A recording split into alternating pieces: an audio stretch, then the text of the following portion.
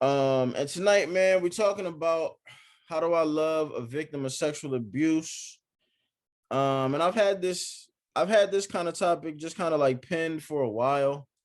In my notes. I had it up for a while. I didn't really know exactly when I wanted to talk about it. I wasn't really sure if it was something that I wanted to talk about, like if I wanted to do an episode like just on the sofa by myself and then we come back and talk about it, or if I just wanted to go ahead and do it in, like the meeting form or the group form, and just kind of like hash it out just all in one joint and just have everybody involved. But for this one, I think this is a better group conversation, obviously, which is why we're here now. Um and I'll kick it off. I mean, since it is, my topic, since it is the thing that I, brought you guys here to kind of discuss. Um Knowingly, I I dated and I'm not gonna say who, but I dated two women, at least to my knowledge, that that were victims of like sexual abuse or whatever, right? And I didn't really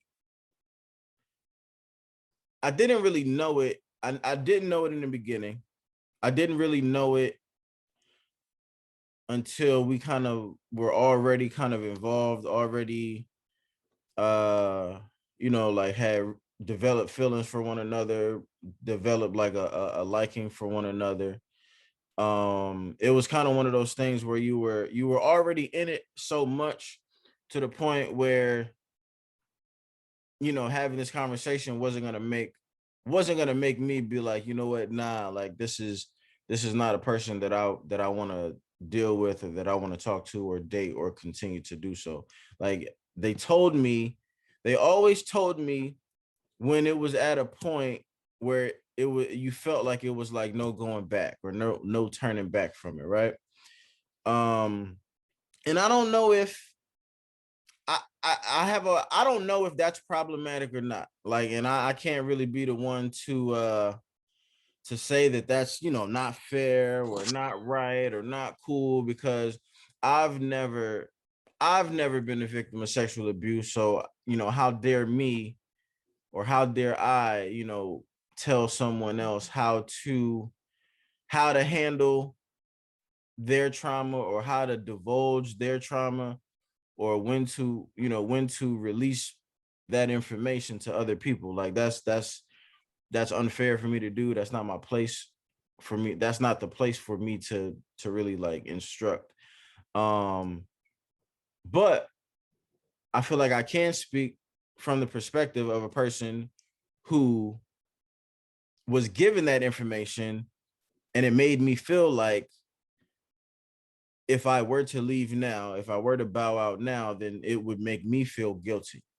It would make me feel like I was a bad, like a bad friend or a bad boyfriend or a bad acquaintance, or just a bad person in general. You know what I mean?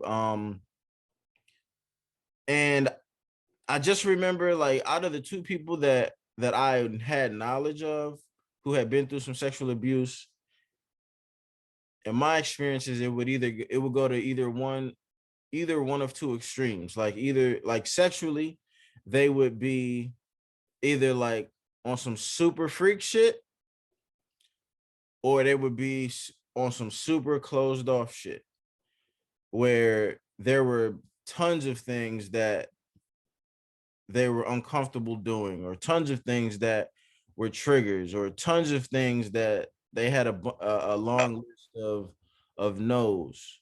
Um, and then, like I said, the other extreme to that was like the other person didn't really have any no's. She would do anything. She would be open to anything. She would almost use she would almost kind of use sex as like a way to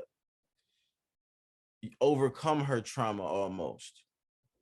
And it was like kind of couldn't even, she kind of couldn't even not be sexual, even if like the scenario didn't call for it.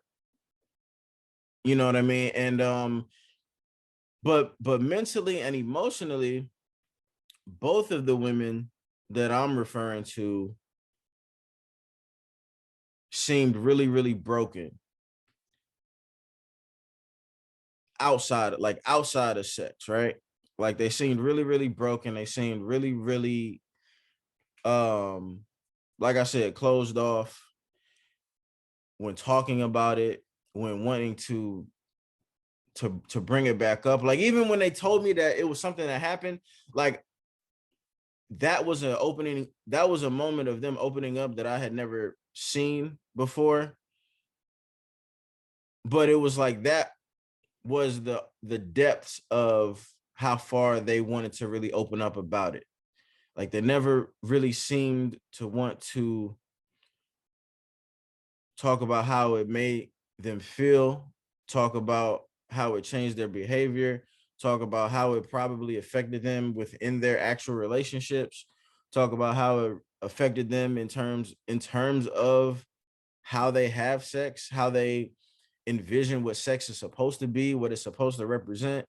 Um, like we could never really get into those layered conversations. And not saying that it was my, I'm not saying that it was like my right to hear the perspectives of that, but there was a degree where I was feeling like, well, if we are actually seriously dating, or if we are seriously involved, I kind of feel like I need to know some of these things so I can know how to, so I can know how to handle you, so I can know why you have your list of do's and don'ts, so I can know why you don't like certain sexual acts, because maybe certain sexual acts are actually a trigger for you. You know what I mean? But it's like, and you know, like not to be funny, but like y'all know I talk about like dick sucks a lot and head a lot and all that kind of shit. Um, but it could be a thing where I'm coming from a sexual background where I've never experienced any abuse or assault or any trauma, right? So I'm just going into situations thinking like that's not even something that's on my mind. I'm just thinking like, okay, like, you know, we're two grown people. We like sex. We like certain sexual things. We like certain sexual acts. So if I'm under the impression of, if I like a person, if I love a person, if I'm involved with a person sexually, I'm gonna do whatever it is that they like because I like them. And that's the mindset that I'm having going into it. But if I'm dealing with someone who has gone through some sort of sexual trauma, and something as simple as oral sex might be a trigger for them, might be, maybe oral sex was the way that they were sexually abused. So maybe that's why it's not their favorite thing to do on the list. Or maybe whenever they do it, it represents something that's totally, totally different from just pleasure. And those things can all be factual. That is something that can be 100% true. But the fact that this was something that's never communicated to the person that you're engaging in a relationship with or engaging in sex with is kind of like, it kind of like puts me behind the eight ball, because like I don't know that. Like if I don't know that, if how am I supposed to broach the situation? How am I supposed to handle the situation? How am I supposed to be empathetic with the situation, with your individual feelings and with your emotions and with your psyche? Like how am I supposed to be careful with that if I don't have this information? um I guess I'll stop there for now. Give you guys an opportunity to just kind of respond or to chime in or to share your experiences if you're comfortable. This is a safe space. but I will be posting this. So I just want to give y'all that heads up. So if there's anything that, you don't want to share publicly, I just want to give y'all a heads up because I will be sharing it. I do feel like that I feel like that this is a topic that we probably don't speak about enough. But it probably affects more people than we're aware of. Which being silent about it to me does us all a disservice because, like I said, we don't know how to handle people who have gone through sexual abuse, right? Men or women. Which is why I wanted to talk about it. But again, I don't want to put any pressure on anybody. But at the same time, like I said, it is a safe space. I feel like y'all know that. So yeah, I'll give the floor to you guys for now, man, and then I'll chime in, I guess, when I have more thoughts or whenever I hear whatever it is that you guys have to share. So the floor is yours.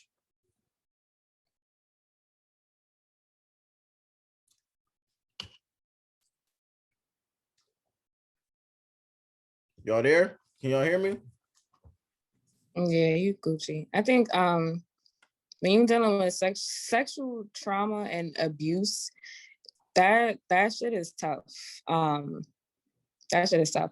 I've dealt with physical abuse. I don't put my therapist may classify as sexual abuse. I don't conceptualize it as sexual abuse, but dealing with any type of trauma on that level, because those things, they hit a person so deeply when communicating those things, especially to somebody that you're dating. That can be a very difficult conversation. And even in like personal experiences, I found that some people don't have like the emotional maturity to even be able to hold space for those type of conversations. I think it's definitely something that, especially when you're getting serious with somebody, is definitely something that does need to be spoken about, because there are triggers. Sometimes you may touch a person a certain type of way, or a certain type of gesture, or speak in a certain type of tone where it kind of like sparks a memory of the trauma that happened, and then you're wondering what you did wrong, and honestly sometimes it don't have nothing to do with you, and it can pose as it can make things difficult when you're trying to really get to know and be there for somebody. Yeah. How do you as a person who has gone through, like you said, I guess some abuse or some trauma, right? Like how do you go about deciding when it is you divulge that information? That's a good ass question, because that type of information for me doesn't everybody. I'm just at a place now where I can speak about it, but a lot of people wouldn't know that side of me at all. So even when it comes to dating, if it's somebody that I genuinely care for and I want things, and it's like a mutual level of us wanting to take things to the next level, especially because of the type of trauma. With some people it's physical, with some people it's sexual. Those are that shit gets sticky, honestly. Determining when, I think that's subjective for person to person, depending on how comfortable they are with the other person and actually having that conversation or actually opening that door, especially if that person has not gone through like some type of therapy or some type of therapeutic something, even if it's not actual therapy, just to work through that trauma. A lot of people hold on to things like that. I come from a household where it's like, what happens in this house stays in this house, and that shit worked against me rather than working for me. And then growing up, I realized that a lot of other people come from that same type of culture where Black people, we don't tell our business. Our business is something wrong. Nobody wants you to know what's actually happening in their house, and that's where the disconnect comes in, because a lot of things are happening. I don't have a definite answer for that question, because I've been in relationships, and some of the people that I've even dated, they don't know. As from where I am now, did it come up in some situations where it would have been better if I would have spoken about it? Absolutely. What about, does it matter, or does it depend on like if they actually like hit a trigger of yours? You know what I'm saying? Because like say for instance, and I'll use one of my examples. Uh one of the triggers for one of the people was she wasn't she wasn't comfortable doing missionary because she didn't because of what she went through. She didn't like men. She wasn't comfortable with men being like on top of her or whatever, right? So something like that, I'm assuming maybe a person would feel like that's not something that even is necessary until you start having sex. And say for instance, if when we had sex, let's say that my favorite position was some missionary, right?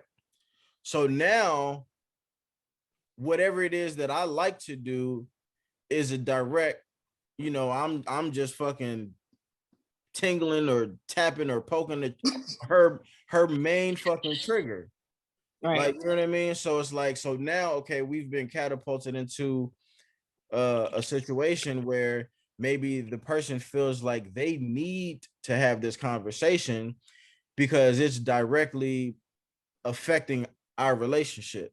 But let's say, for instance, if my least favorite position was missionary, so I never really attempted to try to do it, maybe now the woman feels like it's a conversation that doesn't really need to be had because like um we haven't even really touched it. I haven't poked at any of her triggers by happenstance though.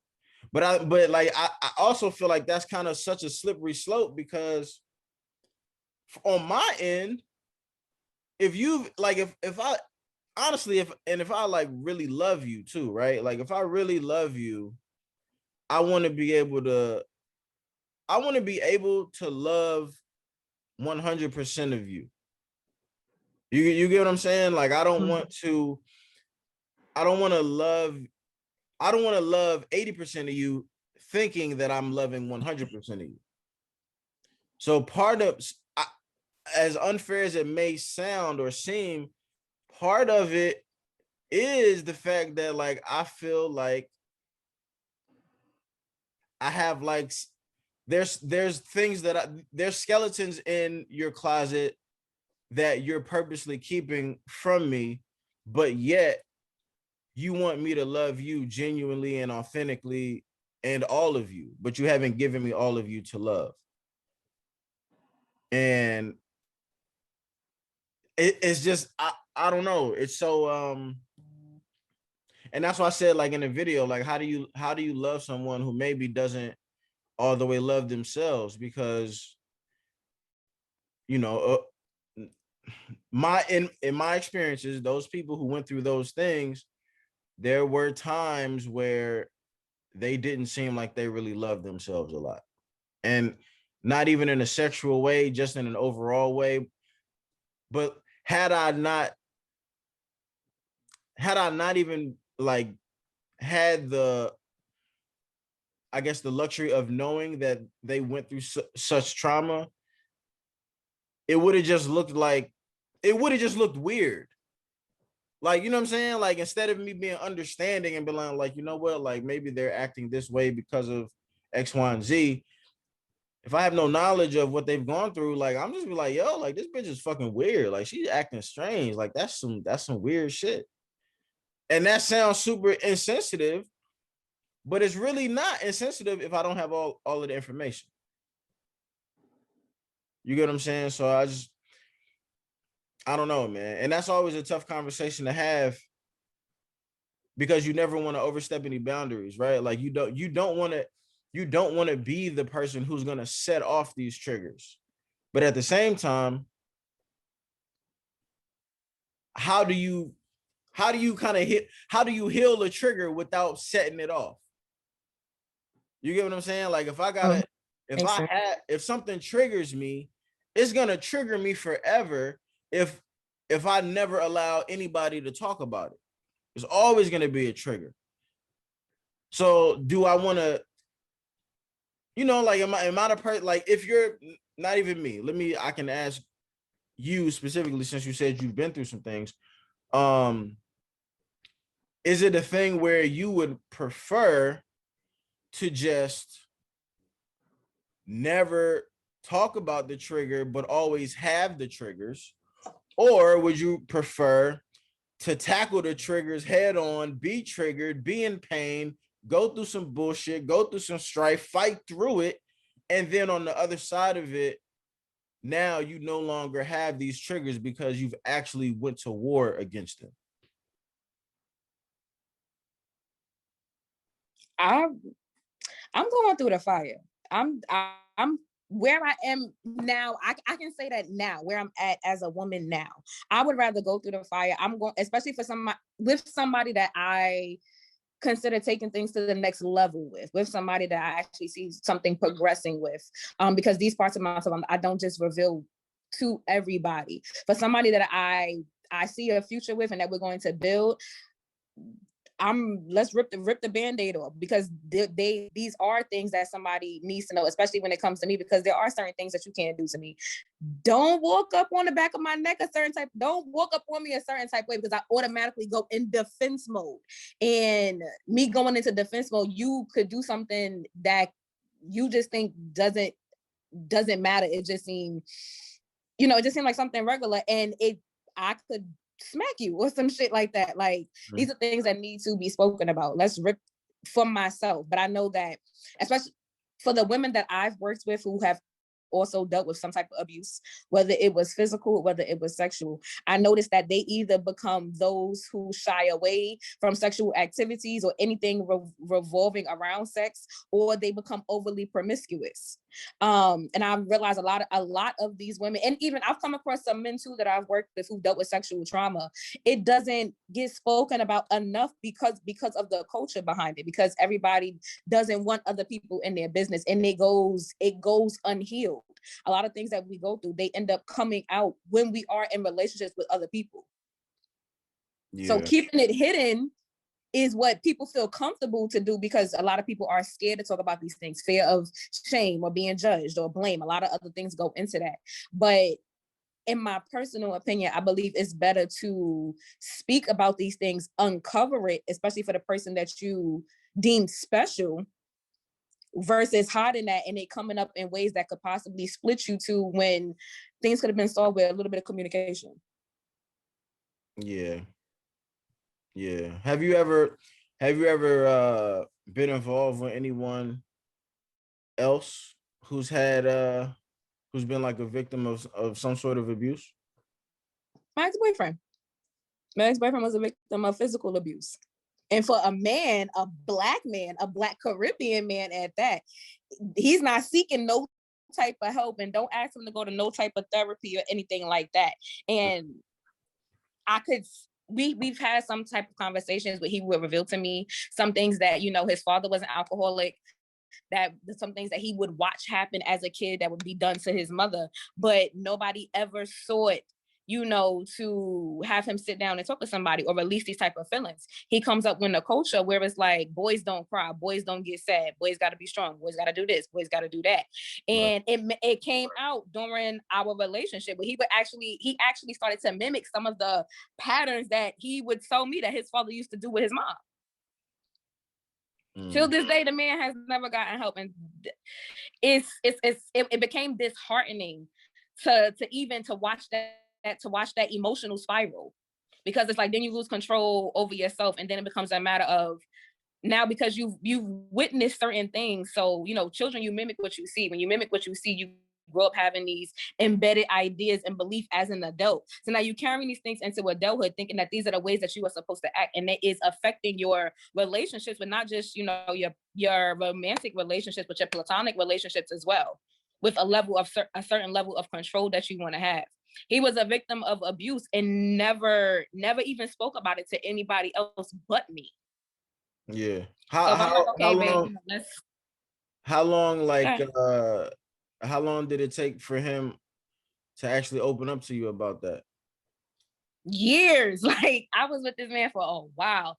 He didn't really open up with me until like think we was together for like 7.5, 8 years. He didn't really open up into me until like maybe like year 6. But things started to happen in our relationship. Like other triggers started to happen. Like because he prided himself on being able to provide, when he lost his job, that hit a lot of different things. So that trauma started to come up again because now he's not able to provide. So now his level of control has to be exerted in some other type of manner. So now I'm sitting here like, nigga, hold on, because you're not about to be pushing me out of shit. So what's really going on before this really becomes a thing? And it did get deeper. It did, start to become a little bit more violent. But it's like triggers that didn't even have anything to do with me. Mm-hmm. Or sometimes, me being a woman, I would push him a certain type of way, and his reaction is to, this nigga, now he's trying to fly my head across the wall. Like, hold on, bro. Like, hold on. Why? It became a thing of him not being able to control his emotions because of the things that he watched growing up, and the ideas that he had in his head on how a man should act. So watching men go through certain type of traumas and not being able to release this, that shit gets it gets bottled up, and it comes out in other ways. It never gets talked about. I feel like a lot of people, because men have a fear, there is no safe space for men. I feel like there is none. Mm-hmm. For men to be able to have these type of conversations and to say, this happened to me and it affected me and it's still affecting me now as a grown-ass man. Yeah. Without them feeling like they're being judged or anything like that. Because it's such a big disconnect when nobody seeks the proper healing. Nobody wants to heal from them things. And sometimes those can of worms is too painful to even open to try to heal. To love somebody who's been through those type of things, if they're willing to do the work within themselves to heal those holes within themselves, the most you can do when you're trying to love somebody who's been through that type of trauma when they're working on themselves is to hold space. Yeah. And patience. If you're willing to go through that journey with them. If they're not even acknowledging that trauma, that's going to be difficult. Yeah, I speaking on that, like that was one of my it's a very difficult thing to be like the person, like the supporter of the person who went through the trauma, right? Like the traumatic experience, because on one hand, like you were saying, like you kind of want to be that person's like, safe haven or sanctuary or safe space and all those words that mean the same thing. Like you want to be that for that person. But a lot of the time, like that person doesn't even want to, like they kind of want to forget about the shit.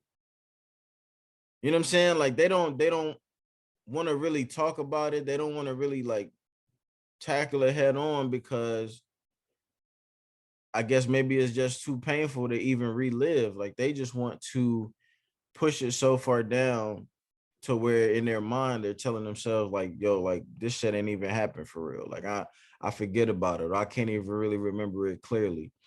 You know what I mean? But being the person who's with that person, like you can see it. You can see that shit from the outside. Like you can see when this person just kind of like changes off of one particular thing, or something triggers them, or you do something and they just completely like, tune out or zone out or check out. Like, you know what I mean? And I don't even know how to start those like how I don't know how to help that person and allow them to open the door to have that conversation of healing. But then it's like, yo, but if they never gonna open that fucking door, like how long do I have to sit here and kind of like endure all of the pain that they could be dishing out on me because they're traumatized? Like, you know what I mean? Like that's a and without feeling guilty about it too. Like sometimes you gotta exit yourself from a situation because you just know like now it's turned toxic for you, but you're so busy trying to like not give up on this other person because you're trying to like help them through whatever it is that they've gone through. Especially if you haven't, especially like if you're with someone who has been sexually abused, or if I'm with a woman who's been sexually abused or assaulted in some way, and I've never been sexually abused or assaulted in any way, so like you're trying your hardest to be empathetic. You're trying your hardest to let things to understand, you know, certain projections that she may put out to you. You're trying to understand, okay, you know what? That really kind of is fucked up. It really kind of hurt my feelings, but I'm empathizing and I understand like why she's acting this way or why she's treating me this way. It's not because of me, it's because of something that she has gone through. But it's like how much can you really endure until you have to bow out gracefully from that situation, because that's going to negatively affect you in, you know what I'm saying, like within the journey of trying to help the other person. um the hardest thing for me personally is just trying to get somebody else to open up though. And that's why I was saying, and just in like the short like trailer or like the preview of what I wanted to talk about tonight. Like how do you have that conversation? Like, how is it even possible to have a conversation with someone about their trauma? Not saying that I'm going to bring it up, but what I'm saying is, even when the other person brings it up, even when they open the door, you still feel like you kind of have to tiptoe because you don't want to hit any of those any triggers. Like how can you express to a person, yo, like I love you, so anything that I say, I'm not meaning to hurt you, but I kind of have to say these things in the like in its rawest form so that we can like really put everything out on the table so that I could just really like understand like where you coming from. Um have y'all ever has anyone ever had to have a conversation like that with someone else?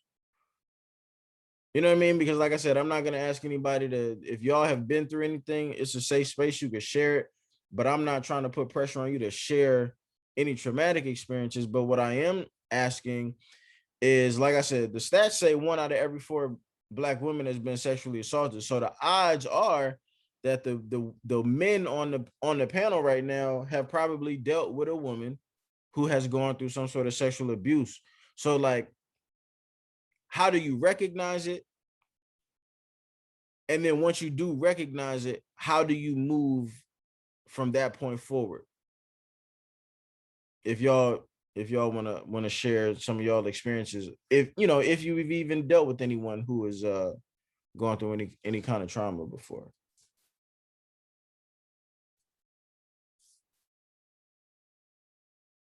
And let me know if y'all can't hear me, because I don't know if it's like a delay or something like that, but or if y'all niggas is just listening to me ramble real quick.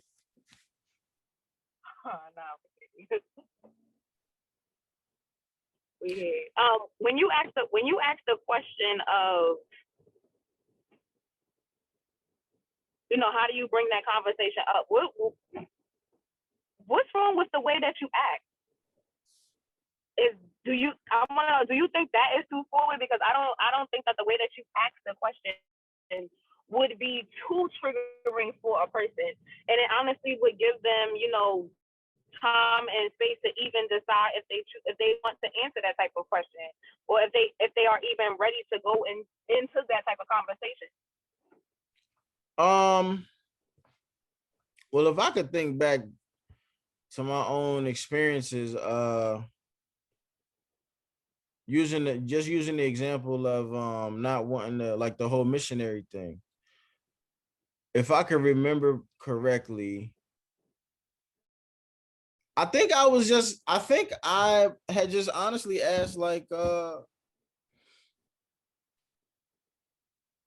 come, I was like, yo, like, do you like having sex like face to face? Because it seemed like we don't never really do that, and it makes me feel like we don't have an intimate relationship. Like, yeah, like we have sex or whatever, but it don't feel intimate. And that kind of, that kind of makes me, I'm unsure about how that makes me feel, because the fact that like, yo, like we're pretty serious, but yet we don't seem like we have a high level of intimacy. And this was like I said, this was me like not knowing that she had gone through whatever she had gone through previously. This was me just expressing like my, like, I guess unsureness of what it was that we had because of certain things that were lacking, like sexually. And when I said that, I guess that kind of opened the door for her to like kind of tell me about how she ain't really like niggas on top of her or whatever. And she didn't really get into detail in terms of whether or not she had like actually been raped before, or if it was just more so she had just been in a situation with the guy where the guy made her feel really, really, really uncomfortable. Um, and from that point forward, that's why she no longer like really like dudes to be on top of her. So I don't even know if, so that was just kind of how I found out. That was like the conversation. But even after that, that was really like the only conversation that we had ever had about it. Like we never, and on my part, right? This was why I say this is how it kind of affected it going forward. From that point forward, I never tried to have sex with her on top of her. And she never tried to like have another follow-up conversation with me about how that made me feel. You know what I'm saying? Like, and I just thought that it was like a boundary that I could never really talk about, because it's like, again, like how dare I, like how I'm gonna keep coming to this is how I'm feeling, like how I'm gonna keep coming to the table and basically asking you like, yo, so are you over your shit yet? Like, can I smash on top yet? Or you still feeling a certain way? Like, you know what I'm saying? Like that's how it would, like that sound insensitive as fuck. Like, so ain't no nigga going, I'm not gonna say that. I'm gonna just take the L, and we're just never gonna have sex in this particular position. You know what I mean? But like imagine what kind of like, how, I guess like how disappointing that is for the person in my position, because it's like, if you really fuck with somebody, you like somebody, love somebody, whatever, like that's a very, very intimate position. You know what I'm saying? But now you're in a place where you feel like you're lacking, and you're going to forever lack a certain level of intimacy because this particular thing is off the table. You know what I mean? So, but I don't know, man. It's just it feels like a lose-lose,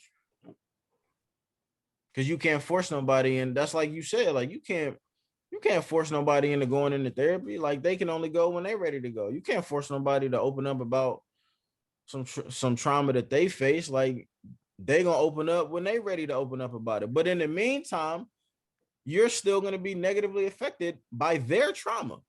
Mm-hmm. Like, you know what I'm saying? Like you're still gonna be negatively affected because you there with them every step of the way, while they're either dealing with or not dealing with they shit. You got to deal with them. Right. So it's just like, right. Okay. Question. So with the things that you know now about how like a lot of women are not forthcoming with, revealing in this type of trauma, looking back at that situation, do you think you would have asked a follow-up question? What do you ask? I don't like know. When you had that conversation and you was like, oh, all right, like you knew the reason, and y'all had that one conversation, but it's like you hearing, I think it gets a little difficult for people who are placed in that conversation. I mean, who placed in that particular situation, because even, especially for those who haven't been through it or understand anything like that, because it's like, how do you really support somebody who's been through that? How do you? Yeah. how do you be present? And sometimes it's really just about listen. Where the hell am I going? Sometimes it's really just about listening and really holding space. But do you think you would, knowing what you know now, do you think you would have asked a follow up question? Like, how did you deal with that? Are you over with that? Are you okay?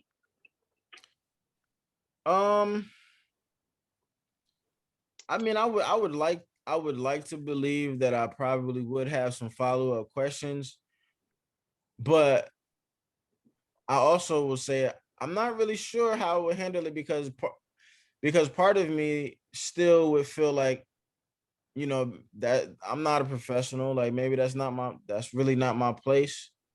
And you don't, and it, that's like a situation where you don't know if you're being too, you don't want to overstep anyone's boundaries, and I'm me individually, like that's a big thing for me. Um, because I've had so much, like I don't really have no boundaries for real. Like with my shit. You know what I mean? Um and I can't even really say that that's not really like a brag. That's just me. Like I've had a lot of practice just being on, podcasts and shit, right? Like I've had a lot of practice with having a lot of open and transparent conversations. And I've been afforded the luxury to have a lot of practice doing that. So it comes a lot easier for me than it may for most. And part of, like I almost like look forward to having something to talk about that 95% of other people refuse to, because that allows me to stand out and to kind of call myself courageous. You know what I mean? So the fact that I don't really have many boundaries on what I, am willing to talk about, I'm still standing in a place where it's probably hard for me to like truly understand other people's like privacy and like boundaries. So the fact that I acknowledge that I probably don't see eye to eye on why you have this boundary, I'm just probably not going to talk about it at all because I don't want to run the risk of like offending you. If that makes sense. Like, you know what I'm saying? Like Jax. Yeah. Okay, so I had to I cut you off. But what if, piggybacking on Rakia's question, what if you were to ask the question to somebody, what positions do you like? What sexual positions do you like? And that's an open-ended question for you all to have a conversation and feedback, and maybe even say why. Because if she didn't like you on top of her, well, then you could have easily made the question, what positions do you like? Or do you mind if I'm on the bottom? That, and it's reverse missionary and she's on top of you. If she doesn't like, because the assault is triggered, the memories of the assault are triggered by the position when you all are missionary, then the question could have been, without being too overbearing, what positions do you prefer? What positions do you like? And put the ball back in her court. If you happen to have a relationship with women in the future now, that could also be a topic of conversation without it being aggressive, or you being, just a person that's concerned with being intimate. Because intimacy is different than sex. Sex is an act, but intimacy is that feeling, is that energy, is that vibe. Right. Secondly, I know this person who was married, like I sent you in the DM. I know somebody who was married to, his wife was a rape victim. And I was trying my best to get him to come on and be a part of this platform tonight, but he's busy. He's busy. So he wasn't able to tell me anything, but but I remember him sharing with me how he just says, oh my God, it was a mess, because her trigger was that he couldn't touch her. The fact that they got married, the fact that he courted her, they dated or whatever, they were fiance, engaged, and he still didn't know. She kept it a secret until they got married, and then it must have come to a full pimple, to a full head. And he was like, she was screaming and she would fight him. And I'm thinking, you didn't know this leading up before you got married? You didn't kick the tires before you drove the car? And I don't know, I can't remember what he said, but it's almost like, so you all, my thing was, you all were abstinent the whole time, or you all were having sex, or you were intimate, but it wasn't enough to trigger it. Because I'm thinking, oh, if that's the case, maybe she was faking it. But, I can't say that. I can't shame somebody or cancel somebody out saying they were lying because it didn't show itself until when they were married. Right.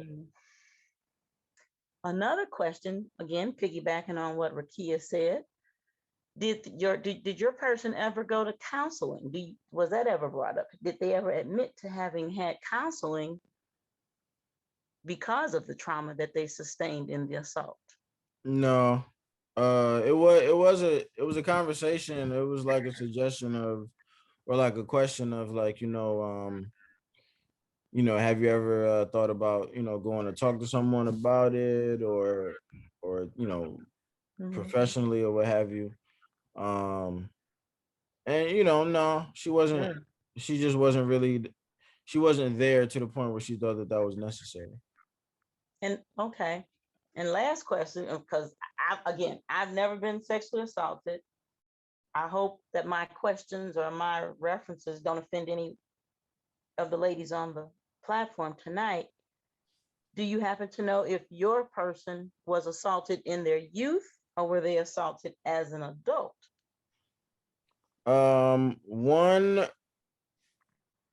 One of them, I think, was a child, or younger, and then one of them, I think it was when she was like maybe like 16 or 17 or something like that. Mm-hmm. So like one of them was from like a uh like an older man, where she wasn't even liking boys yet, and then another one was from a man, a teenager, that she had, I guess, sexual attraction. Like date rape. Yeah, she was sexually attracted to. She just didn't know that he was gonna do whatever it was that he did. Mm-hmm. Okay. Yeah, well, I mean, not well. Huh. Yeah. Wow. Wow.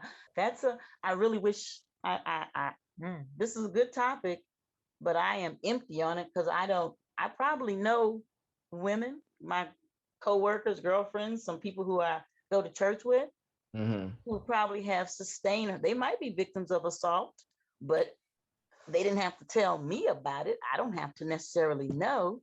And it's when they are comfortable releasing that power, releasing that embarrassment, and releasing that shackle of what has happened to them, when they're ready to release it, you just have to give them that space to say it. And then you have I think I would feel, if this was a man I was dating and I happened to be that victim, I would want you to continue to come back. I would almost say, I'm gonna give you a pass and say you shouldn't feel, or don't feel guilty about bringing it up all the time. But then again, somehow you have to be clever enough to maneuver your words to say, have you had any more movement of thought about, intimacy and us looking at each other, humans looking at each. I mean, I know you're not dating her anymore, but then I don't know what I don't know that. But I'm saying you somehow you want to bring it up because you haven't got closure, but you don't want to overstep her boundaries because she's not ready to accept it. But why should you suffer sexually because of her hangups? And I know that's the wrong word. And again, please forgive me, ladies on this platform listening. I don't want to demean or belittle sexual assault. But if the two of you are in it, in a relationship, somehow, some way, communication, talking has to be had. And it's an uncomfortable conversation, but the yeah, that's weird. Well, yeah, I mean, that's kind of yeah. what I was. That's kind of what I was saying too. Where it's like you do feel like that level of you feel like a level of guilt, but then you also kind of feel like a level of, I guess, entitlement, because you feel like, well, if we're in a relationship, I'm in this relationship too, and just like how you should be, satisfied, however, from the relationship, like so should I. So if anything is getting in the way of that, I should have the right to kind of pack my shit up and leave. But in saying that, once you do get to know a person and you like them, you love them, or whatever, and you don't want to, you kind of don't want to be that guy who is gonna pack up and leave just because you've found out that the person that you're involved with, went through some things before they even met you, and they're still trying to work through those things. Because that makes it, kind of on the surface, it makes you feel like a shitty person. Right. They're like, right. oh man, I don't want to deal with that. I don't want to deal with somebody who got all of them issues going on.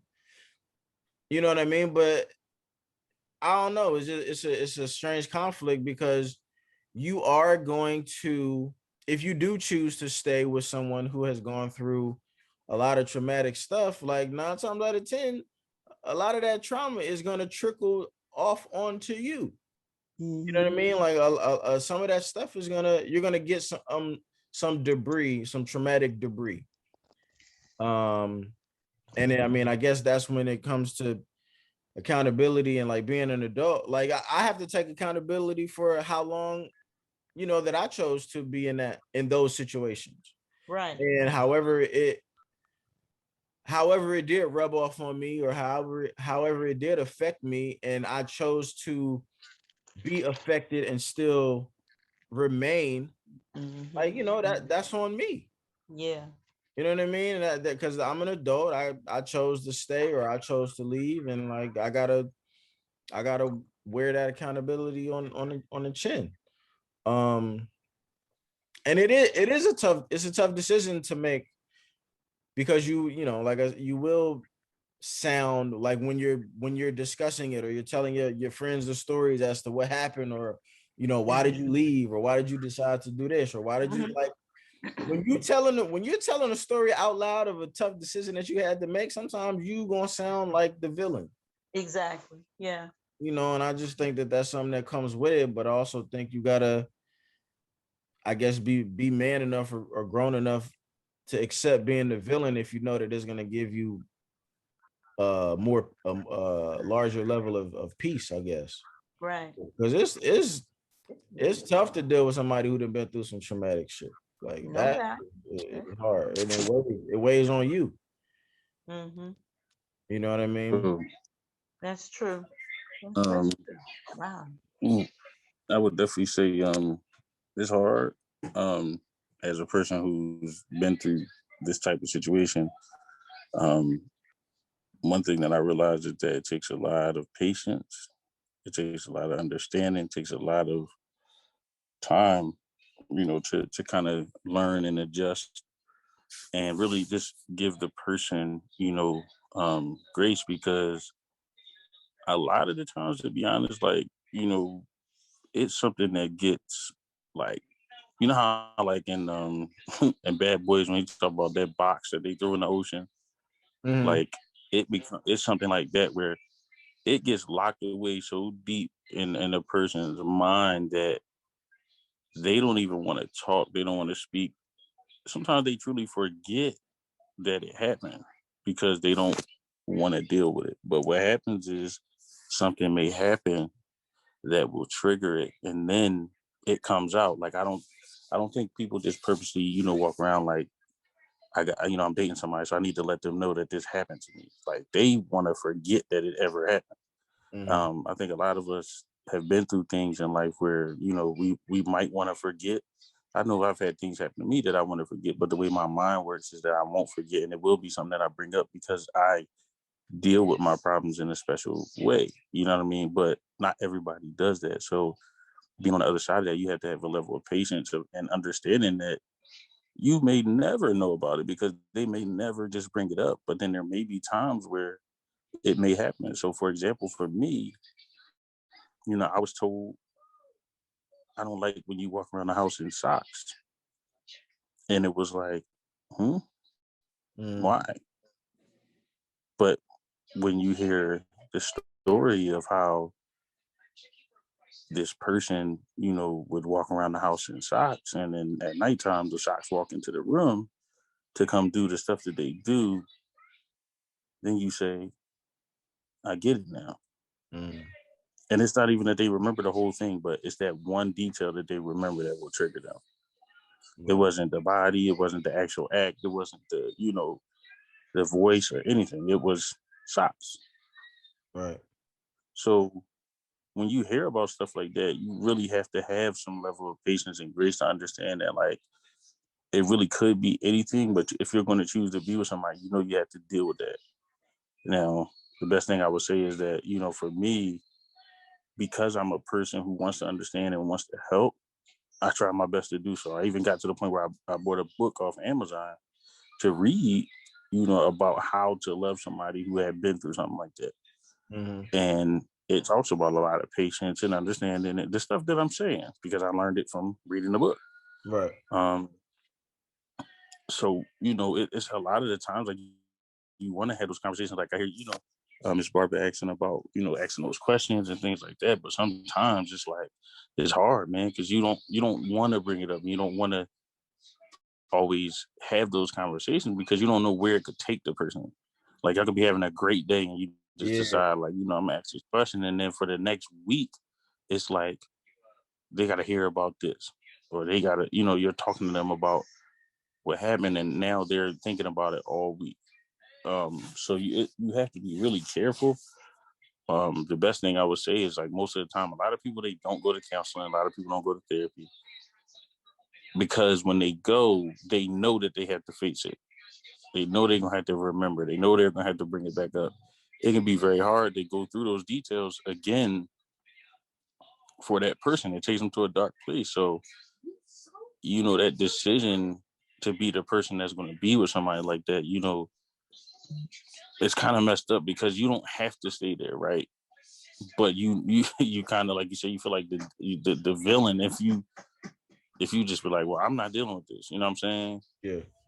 And most people have every right, but the way I look at it is like, try your best to not be a villain, be the hero, not even just be the support system to try to help the person get through it. Yeah. Because, when you do come out on the other side and there's some healing involved, you see the beauty in it, and then so many things are opened up to you. But you also had to realize too that there may be things that you'll never be able to do with that person, as far as sexually, as far as, physically, because no matter what they do, it's going to be stamped. You know what I mean? It's going to be something. So you have to learn either to respect it or say to yourself, I honestly, I can't be with somebody like that because the things you want to do. You know what I'm saying? So it's a lot, man. I respect you having this conversation, honestly, like, because most people don't want to have this conversation, and that's evident by how many people are here right now. Yeah. I know. A lot of times they just be popping. Yeah. But you just have to really work through that. But yeah, I'm done, man. I don't want to take up all the time. I got you. Nah, I appreciate it. I'm actually, I have a couple of questions in response to what you said. Because you said that you got a book or got a couple of books and kind of been doing like your own personal research on it. Is there anything in the book that suggests like how you're supposed to go about initiating the conversation, or how you're just supposed to maneuver within the conversation if the other person initiates it? Or are there any, like, say if you don't, are there any triggers for a person who is not the victim, but like, are there any things that you can look for in the behaviors of the person who is the victim that will let you know that, yo, like, maybe this person has gone through something? Because I feel like in a situation like this, people are afraid. Some people are afraid to, like you said, kind of relive those moments, bring it up, whatever. So like, say if you don't even know that somebody has been through something based on a conversation, does it mention anything about anything like a way a person acts or behaves, or how they react to certain things that will kind of like let you know, like, like maybe this person has been through something that's like traumatic? Or is there no way that you can tell unless a person just like tells you about it? Um, I think it just depends on the person, because you got more, you know how you got people that's more vocal about things. You got people who won't say anything.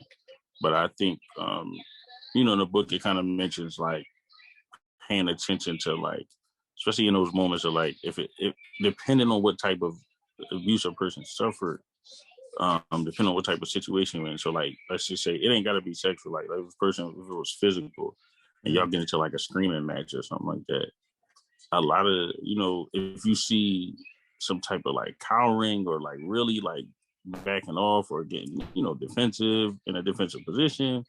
As far as like intimacy, it was kind of like, I think it talked about like when you certain things, like you just always got to pay attention to your partner, like noises, or like you was talking about the positions and things like that. If somebody really just don't want to do something, it's either because they really ain't with it, they tried it before, they don't fuck with it, or it's possible that something did happen.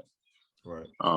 So you just pay attention, but also, because I won't bring it up. Like I'm not the type just gonna bring it up to somebody because I don't want to take them down that road. But if they're talking about it, I'll listen. I'll try to listen for everything that they may say may be a trigger, because you want to just make sure you're not doing the stuff that you're being told. So it's like really listening and paying attention if it comes up. If it never comes up, you can't really say much about it. All you can do is try to pay attention. And if somebody's being distant or they're being weird, you can always ask, but it's never a guarantee that you're gonna know.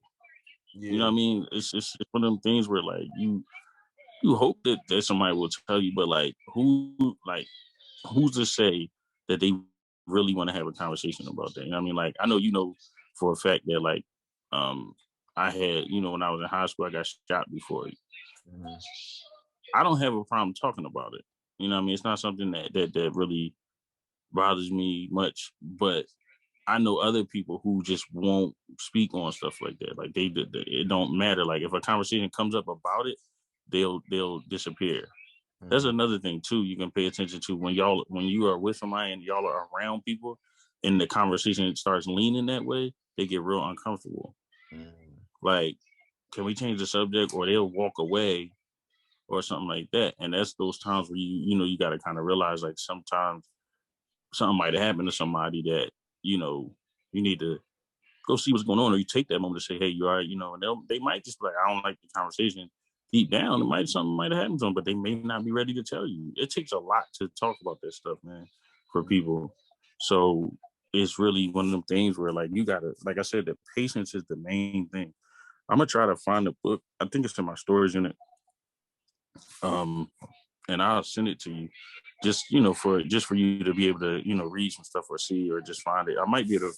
It may be in my Amazon order, so I'll check it out. But it was definitely insightful, man. I got you. I wonder if what's interesting, like while you was talking. I think body language is good. Oh, go ahead. Wait, go ahead. I think body language.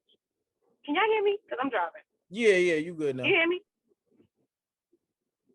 Okay. Yeah, I I said I hear think you. body language is a big thing. And one thing I've also realized,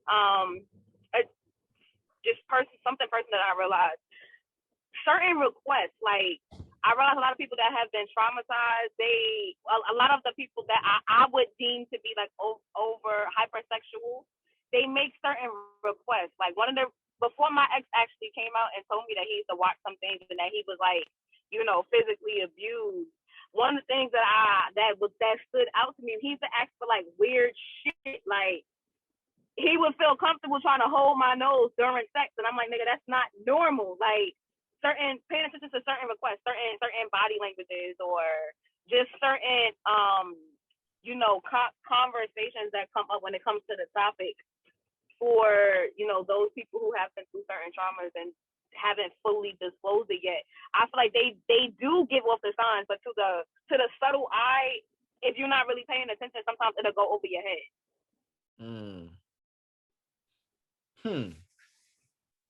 That is okay. That's interesting. You said hold your nose. I never heard of that. I gotta go in the house so y'all can really understand, so I can really explain this. Yeah, my ex-boyfriend had a thing where like we would be having sex and he would try to like squeeze that's how I knew I was in an abusive relationship after a while. Because I started to realize that these things aren't shit, but it was through talking to somebody else when I went to counseling. They was like, that's not normal. And it was like, okay, now I've classified this as an abusive relationship. But he would like to like hold my nose. And it's like, nigga, I can't breathe. That's a different level of kink than versus it becoming like, how some people like to be choked. And even when it comes to that, that gets it gets sticky when it comes to choking too, because not a lot of people, depending on how much pressure you apply, it can become uncomfortable. But yeah, that type of thing, that type of thing was like was weird.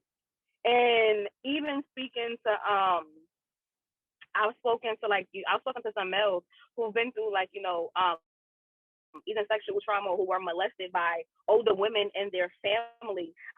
Even in their sexual relationships that they have with women, I realize there's certain kinks that they like for people to do to them, and it's like that may warrant a different response than what you're used to. But if something like that has happened to you in childhood, and being that our bodies biologically, we have natural responses to certain things. When things that are not normal, any type of abuse happens, and our body naturally responds to it, or it responds in a pleasurable way, I realize that's where the confusion comes in. A lot of these people, they carry those kinks into the relationships and things that they do with other people.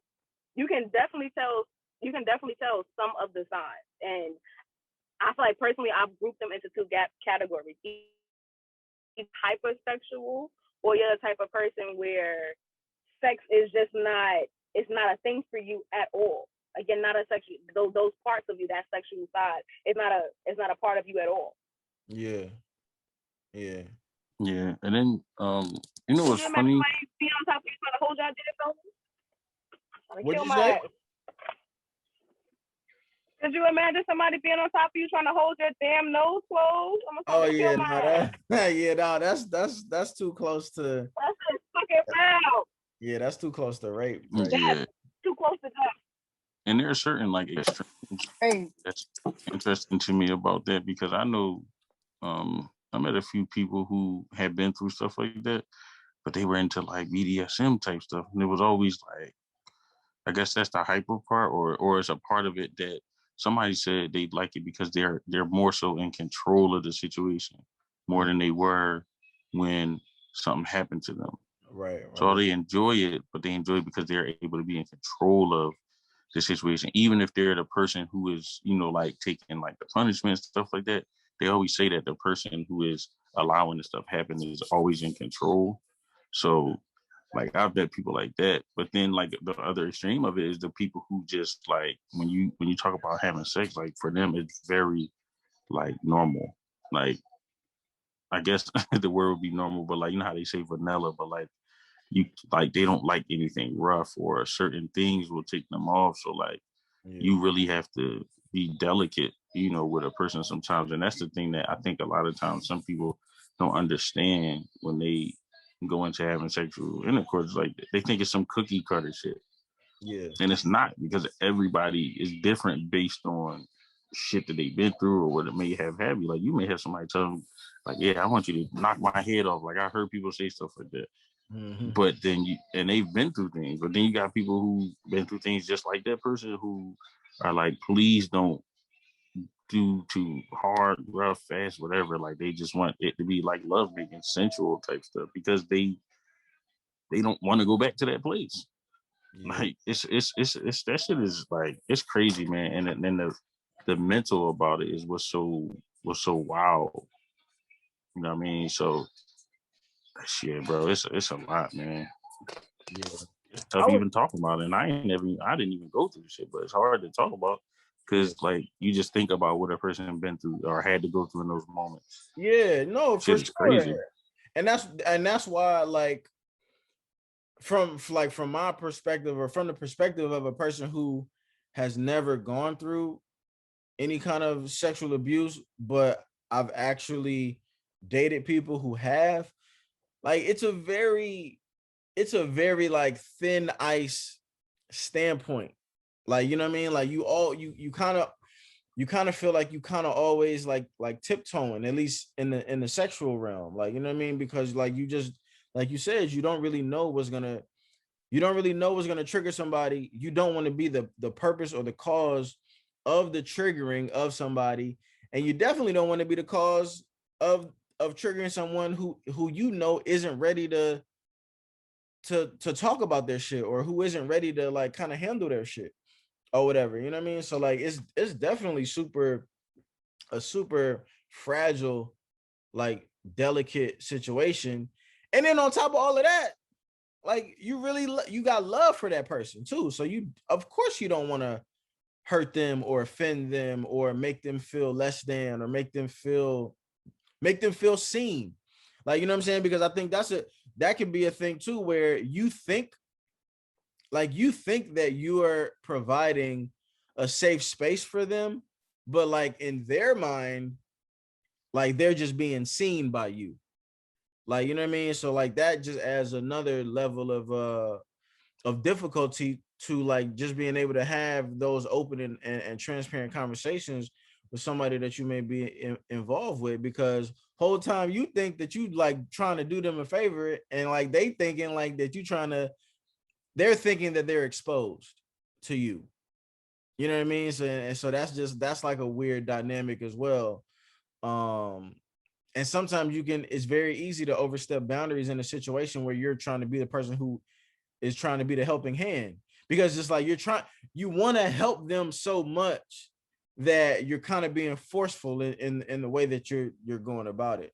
But one thing I wanted to add real quick was like, I wonder if people handle these situations differently if it's a person that you're like romantically involved in versus like it being somebody who's just like a friend, like a genuine friend of yours. Um, because like I wonder if we handle it differently. Like, say for instance, if I had a girlfriend who went through sexual abuse, and my obvious it would be obvious that I would want to have a sexual relationship with a girl that I'm romantically involved in, right? But then let's say if God forbid, knock on wood, all of that, let's say that my one of my female cousins is a victim of sexual abuse. I don't have any kind of romantic or sexual feelings towards her. So I wonder if like we would handle it differently then. Like, will we handle it more delicate? Will we handle it less delicate? Will we be more forthcoming, or would I, since I'm putting my hypothetical cousin in the scenario, right? Like, would I be more willing to kind of sort of basically just overstep the boundaries with my cousin, because I don't have no fear of not fucking my cousin? You know what I'm saying? Like, it doesn't, I'm indifferent on that because I'm not trying to have sex with her. So like, would I be more forthcoming on being like, yo, Like, I care about you. I love you. I hate seeing you like this. Like, we need to get you some fucking professional help so that we can get you over this and past this and more healthy, right? Like, would I be more confident in coming to my cousin about that, because there's no risk or reward from me having that type of direct conversation with her, because I have no interest in her sexually, versus somebody that I'm dating or somebody that I'm in a relationship with, where it's like, not only do I want to tiptoe for her benefit, but I also kind of want to tiptoe for my benefit too. You know what I'm saying? Because I don't want to, because if I overstep with my girl, not only will she feel like I'm overstepping some boundaries, but now she's also gonna feel like she don't want to have nothing to do. She don't want to have sex with me now. She doesn't want to. She doesn't want to be intimate with me now. She doesn't maybe feel like she can be any of those things with me because of the fact that I'm overstepping this boundary. Even though, whether it's with my girlfriend or my cousin, like, I want both of them to be better. I want both of them to get better. I want both of them to get some professional help. I want both of them to heal from whatever kind of trauma that they may have gone through. But it's like, because now I'm kind of taking my own selfish wants or needs off the table, maybe I could talk to my cousin in a different light than I can talk to my girl. So I guess my question to you guys after saying all of that would be like, do you feel like you handle your friends or your family differently than you would handle someone that, there might be something else like on the table that you could get some sort of advantage from, even though the problem itself on the surface is the same type of issue. It's the same type of problem that the person is facing, or it's the same type of trauma that the person is facing.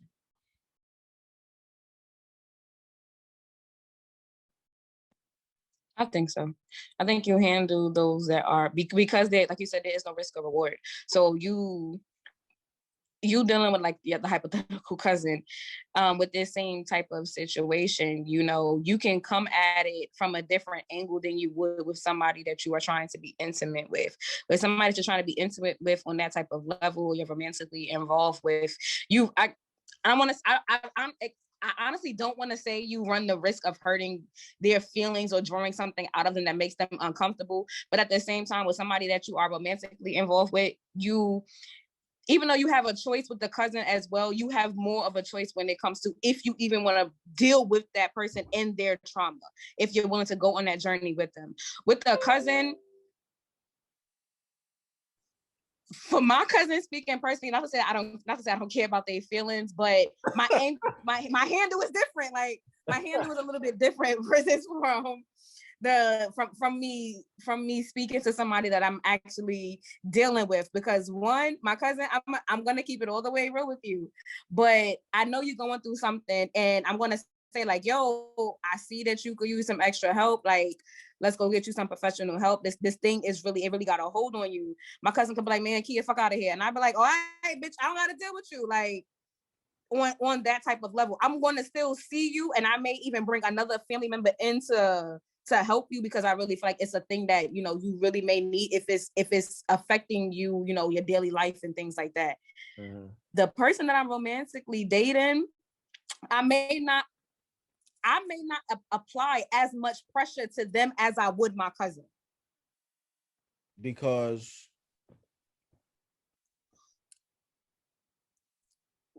I don't know why I wouldn't apply that much pressure to them. A part of me feels like I would be, I don't know, and because I've been a victim of it, it's kind of like a double-edged sword, because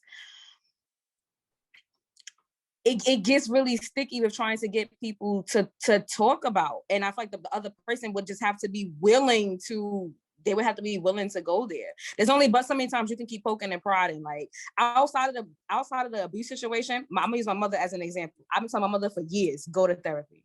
Am I gonna go to therapy? I hope you do it. I hope you look it up. Go to therapy, go to therapy, go to therapy. My mother does not. She's not going to do it. And I'm the person that I would deal with on a romantic level, if I did feel like therapy would be something that would be beneficial of them to speak to somebody else that does not know them, I probably wouldn't like apply as much pressure as I would to like somebody like my mom. My mother, I can apply pressure because I have to deal with. I'm going to see her. Technically, I got to deal with her. That romantic person becomes like it becomes a choice on if I want to deal with that or not. That's funny because I kind of see it the opposite way. I'm probably going to put more pressure on the person that I'm romantically involved with versus somebody in my family, and the reason is because of the type of relationships they are. One thing about humans, for some reason, based on their proximity or relationship with a person, they act a certain way. So, like, I can say to the person I'm romantically involved with, like, look, for our sake, as far as this relationship is concerned, and, for the health of our relationship and us being able to be intimate and stuff like that, I think it's something that you need to do as far as getting some help, talking to somebody. If I want to be with that person, like I'm probably gonna press the issue more than with somebody like my mother or somebody in my family, only because they probably don't. Sometimes they won't see the urgency in it because you're not the person who's really on the other end of what they're dealing with. Mm-hmm. So, like, yeah, it may have happened to my mom, and I can say, Mom, you should get some help. You need to go talk to somebody about this, right? But it's not affecting me directly like it would somebody who's trying to be intimate with her, if that makes sense. Yeah. Like, you got to lay down with the person. You got to be, deal with this person. And this is, again, if you want to be with that person, right? So when you have so much time in with that person and you want your relationship to be a certain kind of way, you're going to want them to get that kind of help. You would want it for your family too, but it's like, I mean, for lack of a better term, it's like, I ain't fucking them, so I ain't got to worry about that part of it. You know what I mean? Because it's not something that would normally come up with that person in y'all's conversation or day to day because our relationship is different. You know what I mean? So I understand what you're saying and why, because of the family aspect too. I thought it was just funny hearing it because I was thinking the total opposite. Like, I'm gonna go hard for my spouse. And I mean, again, I'm married. So like for me in that situation, I would definitely go hard because that's my wife. I gotta be with her. You know what I mean? But with my mom, I'm gonna be like, I'll tell you that you need the help or I want you to get the help, but I'm not gonna go as deep into it as I would with somebody that I'm with. You know what I mean? Yeah. Yeah. I mean, that makes sense too, because like, hypothetically, like with your mom, like you wouldn't have to her either going or not going is not going to directly affect your life.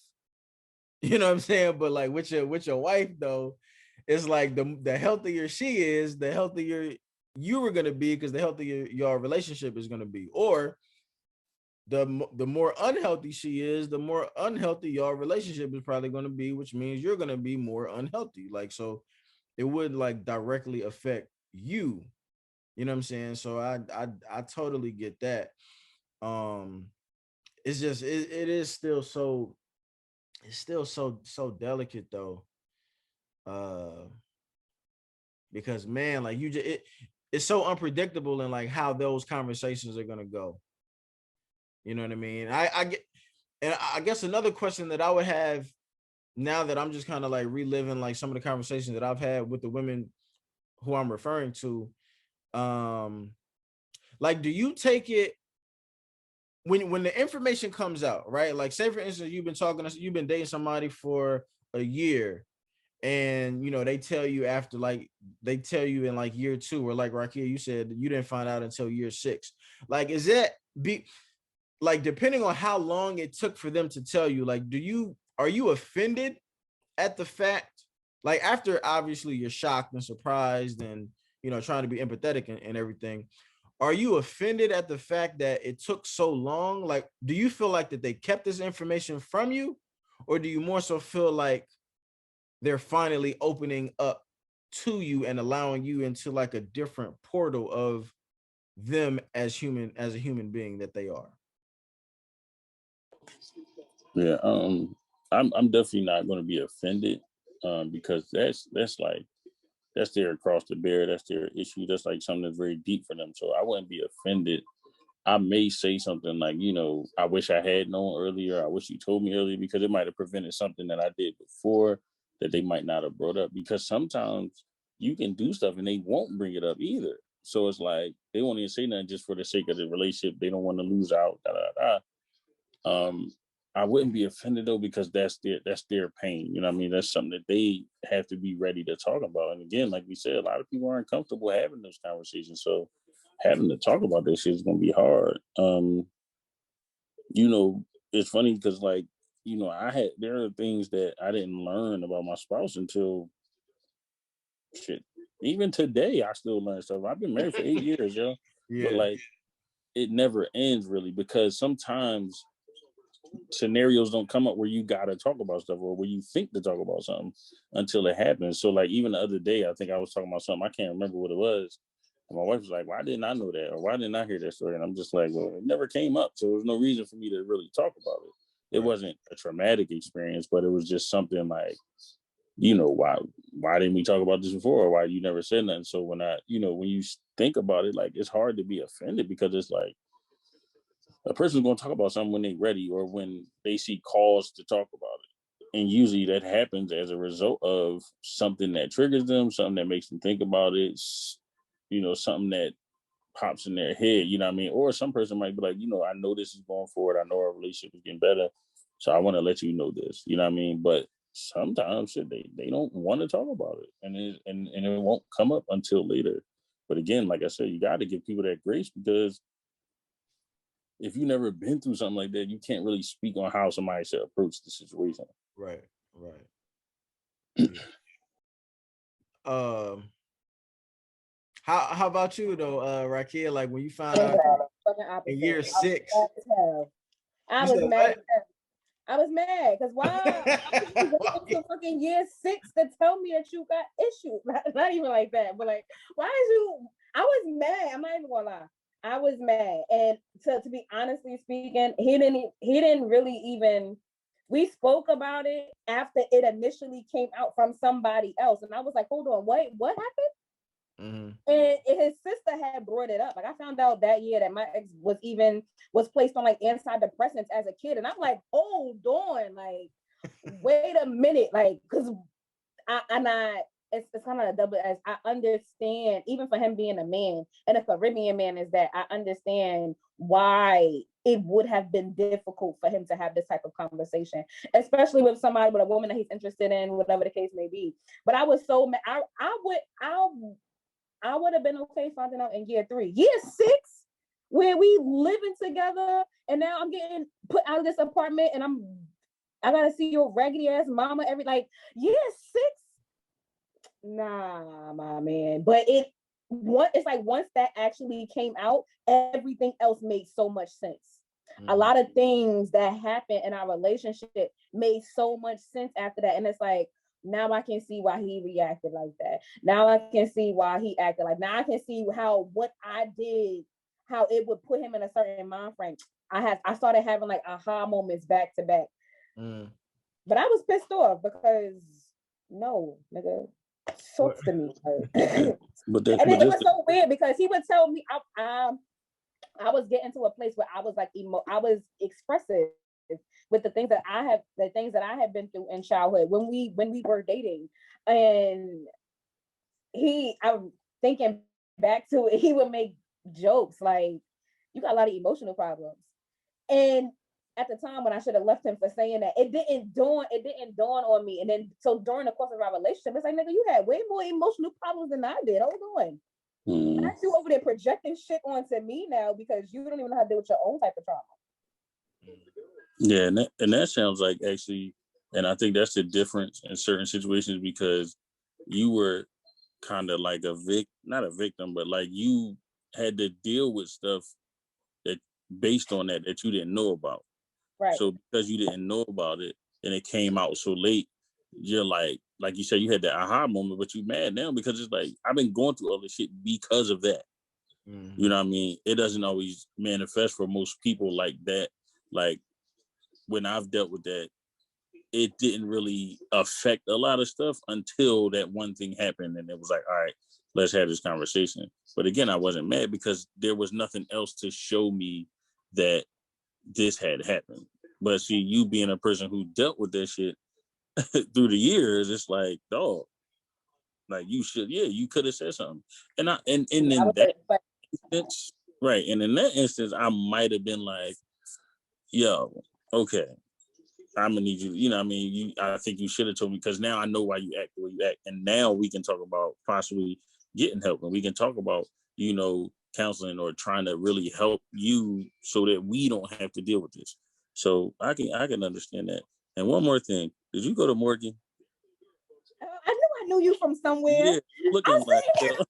I said, hold on, like I know his face from somewhere. I seen him from somewhere. Yeah. I absolutely did go to Morgan. Yes, I did. Bet. Yeah, because I'm like, yo, I know. I do follow you on Facebook, don't I? See how the world works. See, Jackson, see what you're doing. See what you're doing. Bringing black niggas together again and shit. Like the bears in the house. The bears is here. Yeah. That's what's up. I had another question though, like to more specifically to like the sexual abuse part. Do you guys think, or how do you feel about is it possible where people don't necessarily recognize that they've been sexually abused? You get what I'm saying? Like, for instance, like absolutely. That's happened to me. So like, okay, so how does that, first of all, if y'all could give me an example, because I know how I'm trying to ask the question, but I'm not really sure what that would look like. In terms of just like maybe sexually, like maybe a person thinks that something is normal when in reality it's really not normal, but they think that it's normal because they were sexually abused unbeknownst to them. Like if that makes any sense. Shit, I mean, I think it happens all the time, especially, to be funny, we were just talking about it, but like in college, like that shit happens to people a lot because, you got so much situation with like liquor flowing or just peer pressure situations or being in certain environments, you do stuff and like it's shit that you like the moment that you don't really want to do it, or the moment that you in your head is like no, or you say no and the person keeps going and they kind of give in, or times where it's like they were drinking. So like when you drinking, you like, yeah. But then you really like you wake up the next morning and like, wait, I didn't even remember that shit happened. You know what I mean?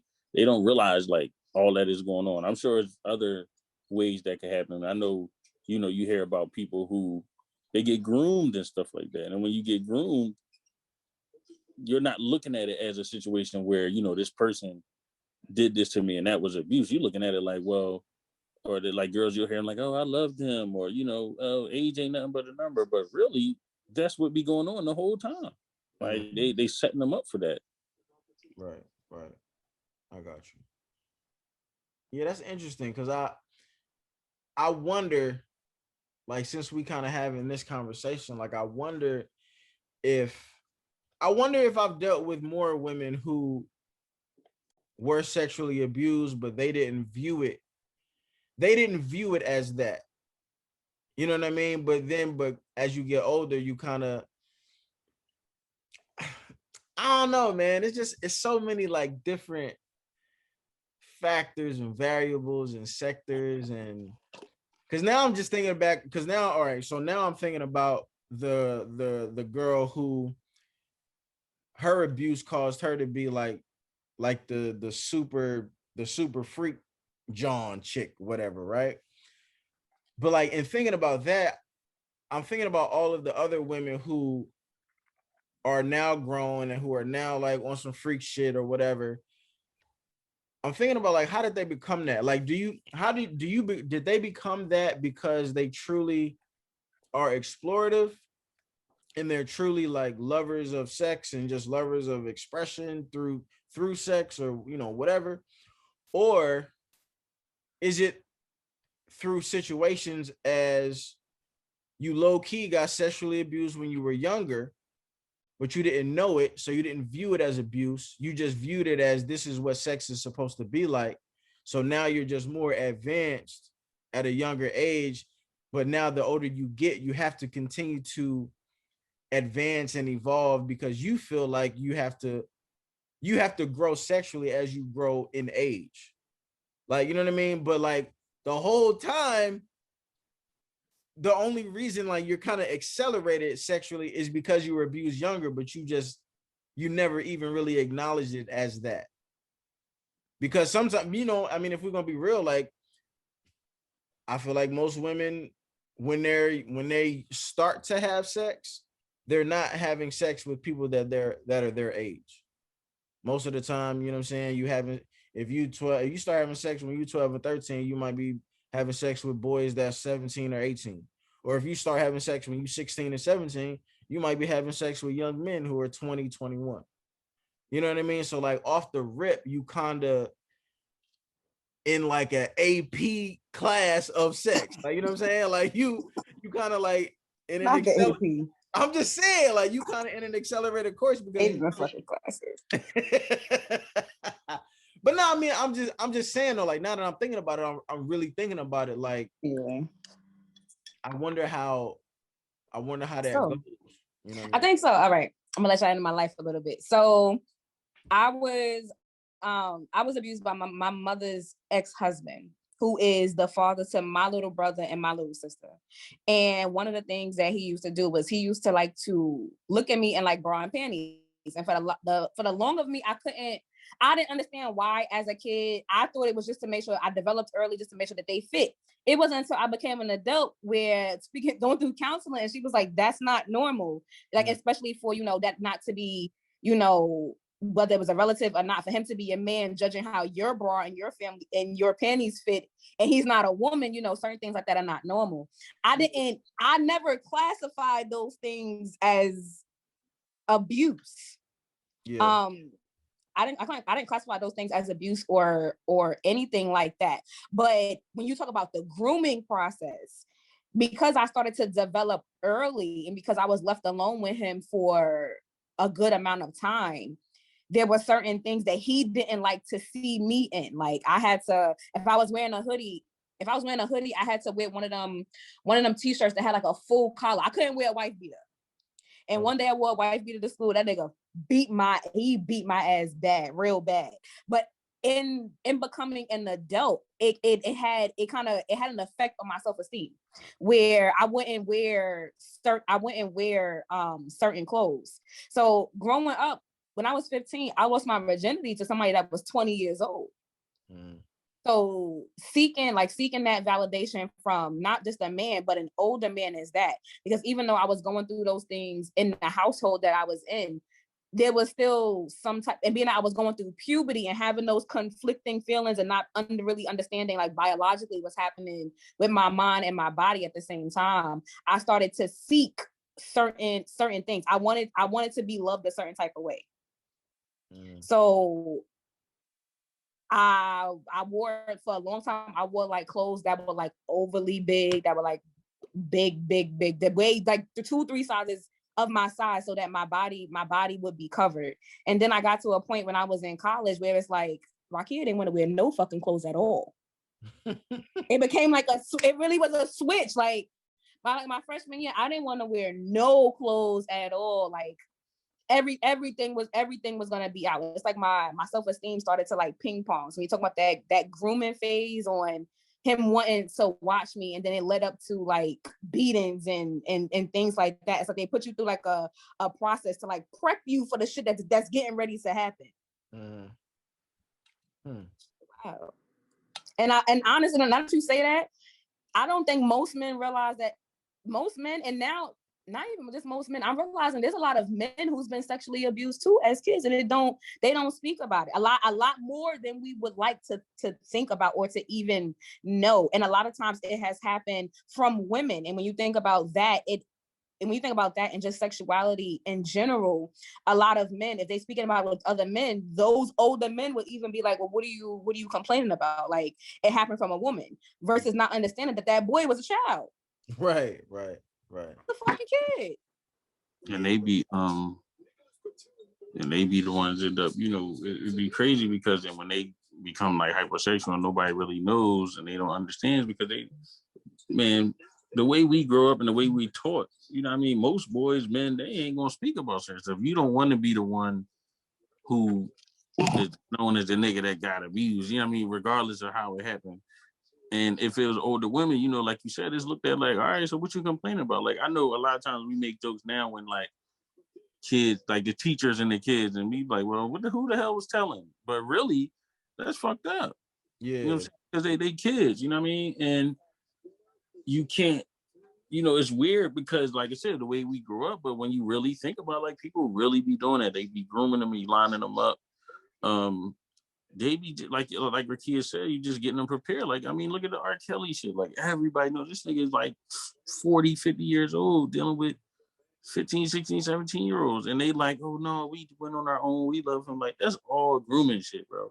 And they'll look at it like, well, no, I'm not being sexually abused, but you really are. And another thing I thought about, to be honest, bro, and I mean, this might be even controversial in saying, but like, part of the reason that some of our grandparents had so many fucking kids, bro, like, because these dudes wasn't taking no for an answer. It wasn't, what I mean, there wasn't no choice in the matter. It was like, listen, what I mean, they was taking that shit, or they was doing, certain stuff and basically abusing their wives, because you hear like people say, oh, you can't rape your wife, or you can't be sexually abusive to your spouse, but you absolutely can. And I think a lot of that shit was happening back in the day, but the women weren't looking at it like that, because it's like, oh, that's my husband, and it's gonna sound crazy if I tell somebody he did anything like that, because motherfuckers would say like, that's your husband. Like, what are you talking about? But in reality, it was happening all the time. Yeah. Hey, this is almost embarrassing for me to say, but kind of funny at the same time. Like, I remember when I was a kid and I saw What's Love Got to Do with It, and the scene where Ike raped Tina, like in the booth and shit, when he had kicked everybody out. That was as a child, like, that was confusing as fuck for me to understand, because I was under the same, and I don't even know why I was, as a child, I don't even know why I even thought like they married. Like, how is he raping her if they married? But I really vividly remember like having that thought, having that feeling. And luckily, like I think my mom, I was watching it with my mom, so I had the opportunity to like express my confusion, and she kind of like, we kind of had like a brief conversation about it or whatever. But it's just, I don't know, it's kind of just ironic that if she hadn't been there in that moment to kind of answer that question, or to like kind of give me some clarity, who knows if even today as an adult I will understand that, like, yo, like, you can even, rape can still occur even if you are in a union with a person, like, you know what I mean? And that was kind of weird or whatever, that you just kind of brought that up, because I remember the moment when I got like clarity for that, like, oh shit, like, this nigga is still on some bullshit, even though that he's her wife or he's her husband or whatever. And just the statement about like niggas back in the old days and shit, them niggas was low key all R. Kelly's for real. Like, you know what I mean? Like, my grandfather is 11 years older, 11 fucking years older than my grandmother. And then niggas, when you was 11, you was look like, ew, like you pedophile, like, ew. But it's not even, and to me, it's not, because you know how like a bigger age gap means less the older you get. But if you young, that shit means a lot. Like, you know what I mean? Like, and right. I feel like back in the old times, like, them niggas would, like, chicks be getting married at like fucking 15 and 16. The niggas that's like 25 and 20, like, that shit is strange, man. That's what's crazy, because like I was just telling somebody the other day, both my grandparents died last year. So like I'd be looking at old newspaper clippings and shit to try to find stuff about my family and all that. And I found a newspaper clipping from when they got married. My grandpa was like 20, my grandma was like 19. So I'm like, all right, that's cool. But then in this same fucking article, there was a 14-year-old girl marrying a 21-year-old man. Like, what do you even have in common, or what do you even have to even say to a 14-year-old romantically at 21? Yeah. But they was allowing this shit back then. But it's like, that's another example of not, like, to me, that's rape, bro. That's like statutory rape or whatever. Yeah. Even if they parents allowed whatever was going on, bro. 14, that's a 7-year difference to a 21-year-old. Look at arranged like, marriages. even a lot of people don't realize, Karl Malone is trash, bruh. I don't think people realize that Karl Malone had a kid with. Karl Malone was, I think, in the league and had a kid with. So he had a kid with a person that was 14 years old. I didn't know this. Bruh, What? the wild part about it is he ain't acknowledged that kid till the kid got big, and I think the kid actually made it to the NFL. That's when he finally acknowledged the kid. On top of that, he didn't even want to play child support. The child support back then was little compared to where he was. Like, if you ever look into Karl Malone, bro, Oh my God, he is trash in the making, bro. like, oh my God, I'm talking about trash. As like, listen, man. But that stuff was calm. Like, that stuff, unfortunately, back in the days was common, man. Like low key, that was common. This even in my family, there's little things that are not spoken that I had to read between the lines, that I was kind of shocked when I found out. But stuff like that, unfortunately, were common, man. Even among family members. That's the wild part about it. Family be the And worst that, part. yeah. that's my biggest fear as a father, is like something happening to my daughter, because she could tell you, like, one of the things me and her mom drilled in her head: if someone tell you not to tell mommy and daddy, tell mommy and daddy. Like we're not playing those games. Yeah. Like, you understand? And it's funny. Like, I remember when she was 5, I told her mom, bro, like, tell her about sex. And her mom was on like, nah, let my baby be a baby. And the reason I said it to tell her about it, my mom told me about that at 5.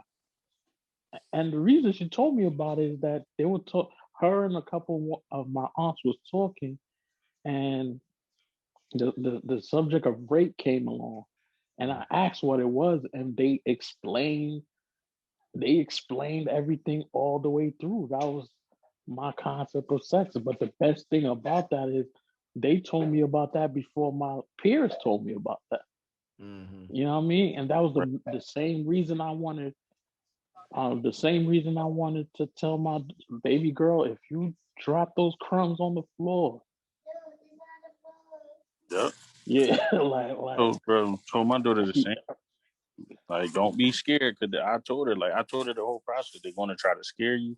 They're going to think they're going to hurt us. No, listen, come tell me so I can smoke their ass. Facts. And here's the thing: when me and her mom told her, we didn't do little kid talking like PP, VV, none of that. You said, this is what, there's a penis, there's a vagina, this is what this does, and this is what that do, so that if something is happening to her, she could properly identify it and talk to us about it. Right. You know what I mean? I'm not playing those games, man. I happily go to jail for those. I'm not those. Nah, I'm not playing those games. Yeah, none of that. Because ain't nobody gonna get mine, and ain't gonna be none of that grooming, ain't gonna be none of that. We not doing none of that, bro. Because you mean, like, the way this shit be happening nowadays, it's just crazy. Like, and they do it so many different ways. Like, bro, like my my brother, I'll never forget, bro, because this shit was crazy. My brother got accused of the shit one time. By the family of his baby moms, because her daughter was being molested, but she wouldn't say who it was. And everybody speculating, they like, yo, da, da, da, da. Now, my brother is many things, bro. I know my brother. He is many things. But one thing he is not is the molester or dealing with little. This nigga he hardly hugged my daughters. His own nieces, like, because he just one of them people. So when this shit was coming out, I'm like, oh no. I said, my brother ain't into no shit like that. You know what I'm saying? The girl wouldn't say nothing, but then she got pregnant. When she got pregnant, damn, niggas was like, no, like, who is it? So she finally fessed up, right? And then when we talk about grooming, oh, giving you money, hush money, be quiet, don't say nothing, da da da. The whole fucking time, it was her grandma's husband. damn. Like, and they was all like, even the grandma was at my brother's neck. Everybody was at my brother's neck. And then it come out, he was on some shit, right? Crazy thing was that the grandma was defending him. Like, no, he ain't did it. And I'm looking like, that's your granddaughter. Oh, well, she must have did something. What could she have done as a kid that young? This girl she was like 15, 14, 15, and it had been going on since she was like 11. Right. What could she have done to an own-ass man? You know what I mean? Got her pregnant, bro. The young boy looked just like him. It's crazy the grooming shit and stuff that they be doing. And then that's why I said family be the worst ones, because they be on that hush shit, or they be on that, oh no, it wasn't. Like, you can't excuse that, especially when it's blood, bro. I'm not trying to hear that. I didn't even go to my own cousin's funeral, bro, because of some shit like this. Like, this nigga was fucking around with little girls and shit like that. I'm not okay with none of that. Like, I'm never, like, it's not happening, bro. And I think people definitely need to be better and more accountable for that bullshit, because that's why we get so many situations where people don't want to talk about it, or they don't care to bring it up, or they don't say nothing because they think motherfuckers don't care. Because look how your own people be treating you. That's crazy to me, bro. You know, it's funny. That story is super common. Like baby girl mom, that happened to her, and it was like, you know, her mom's boyfriend doing stuff, and when it was told to her, she ain't believe her. Like, I mean, but she ain't believe her, and it's crazy because that thing affected their relationship drastically, man. Like, like that's a very common thing, and sometimes I wonder: is it that you don't believe the person, or the person plays so much of a financial benefit to you that you psychologically put it in the back of your mind, like, nah, that can't be true? Because I'm like, how is it that a person who's 15, 14, 15, 16 come up to you and tell you something? Who's randomly gonna come up with craziness like that to tell you? Yeah. Like, it's crazy. I think part of it, though, I mean, financial might definitely be like a major factor, but if I would take a guess, I would also say a lot of it would be shame of the parent, though, like shame at the fact that they picked a person who would do this to their child. Because at the end of the day, like, that's on you, for real. Like, you know what I'm saying? I mean, maybe that's a little unfair, but it's just like, I can't imagine, like, if I'm dating a woman who I picked to call my girlfriend or to call my wife or whatever, but I already have a child, like, going into it, and then the woman that I picked does something to my son or to my daughter, like, I gotta feel really, really trash about that. You know what I'm saying? Because I really, like, the guilt is the part that's probably not even allowing me to acknowledge it. Because if I have to acknowledge that it's true, like, that guilt is gonna eat me alive. Because I brought this adult into my child's life for this traumatic thing that my child is never gonna forget. You're never gonna forget it. hopefully you can get past it, but it's possible that you might not ever get past it either. I've done that to my own kid by putting this adult in their life. So that's just like, I don't know, man. Like I don't know. The fucked up thing is that they be so skilled at it that sometimes people don't never know. Like they never know, bro. It's almost like they practiced this fucking craft growing up or something, because they be so good at it. And then even to the point where even they get confronted about it, they get to like, what? Come on, dog. Like they will really spin that shit. Like they eat, like, listen, bro. I'm gonna be honest, people like that, they evil in my eyes. And honestly, I think that, this might be medieval shit, but I think that they should be dead, to be honest with you. I can't, bro. I just don't like that shit, bro. I can't fathom, man. I got 2 daughters, so for me, it's personal, bro. Like we not taking no shorts on this one. Ain't no cop, none of that. If it's me, I want some John Wick shit, because I just can't. Yo, you know what's crazy about what you saying, Mom? Like I told you, baby girl's mom, like when she told her moms about it, her mom didn't believe her. Her mom ended up shipping her to Haiti. All right, like first of all, don't share this joint because this is super pride. Like, don't. But shit, nigga, I'm already. He recording. Yeah, I'm saying, it is what it is. But it ain't gotta be up there, bro. We hear what you saying, though. Yeah, there's certain things like she ended up going to Haiti or whatever the case is, and she told me a story of the time when she was in Haiti. Some dude raped this chick in Haiti, and they cut homie's balls off and put it in his mouth and had him hanging like in the neighborhood for everybody to see. Like, I have bro, no issue. they were not playing, bro. Don't play them games. Yeah, I don't have no issue with it.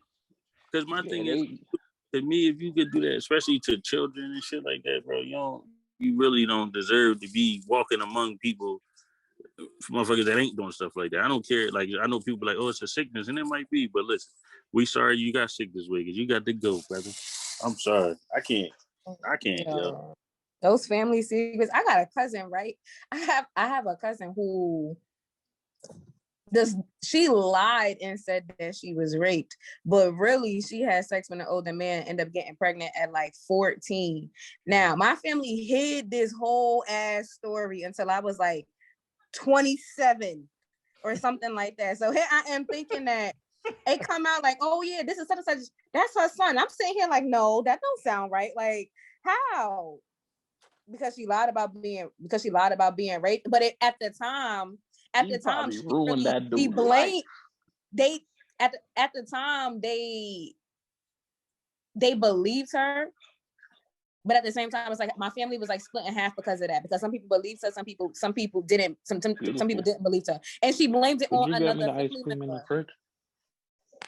She blamed it on another family member. So I'm like, shit like that is wild. But it makes you think on it. It makes me think on why other people don't be believing people when they say that things are happening. Yeah, right.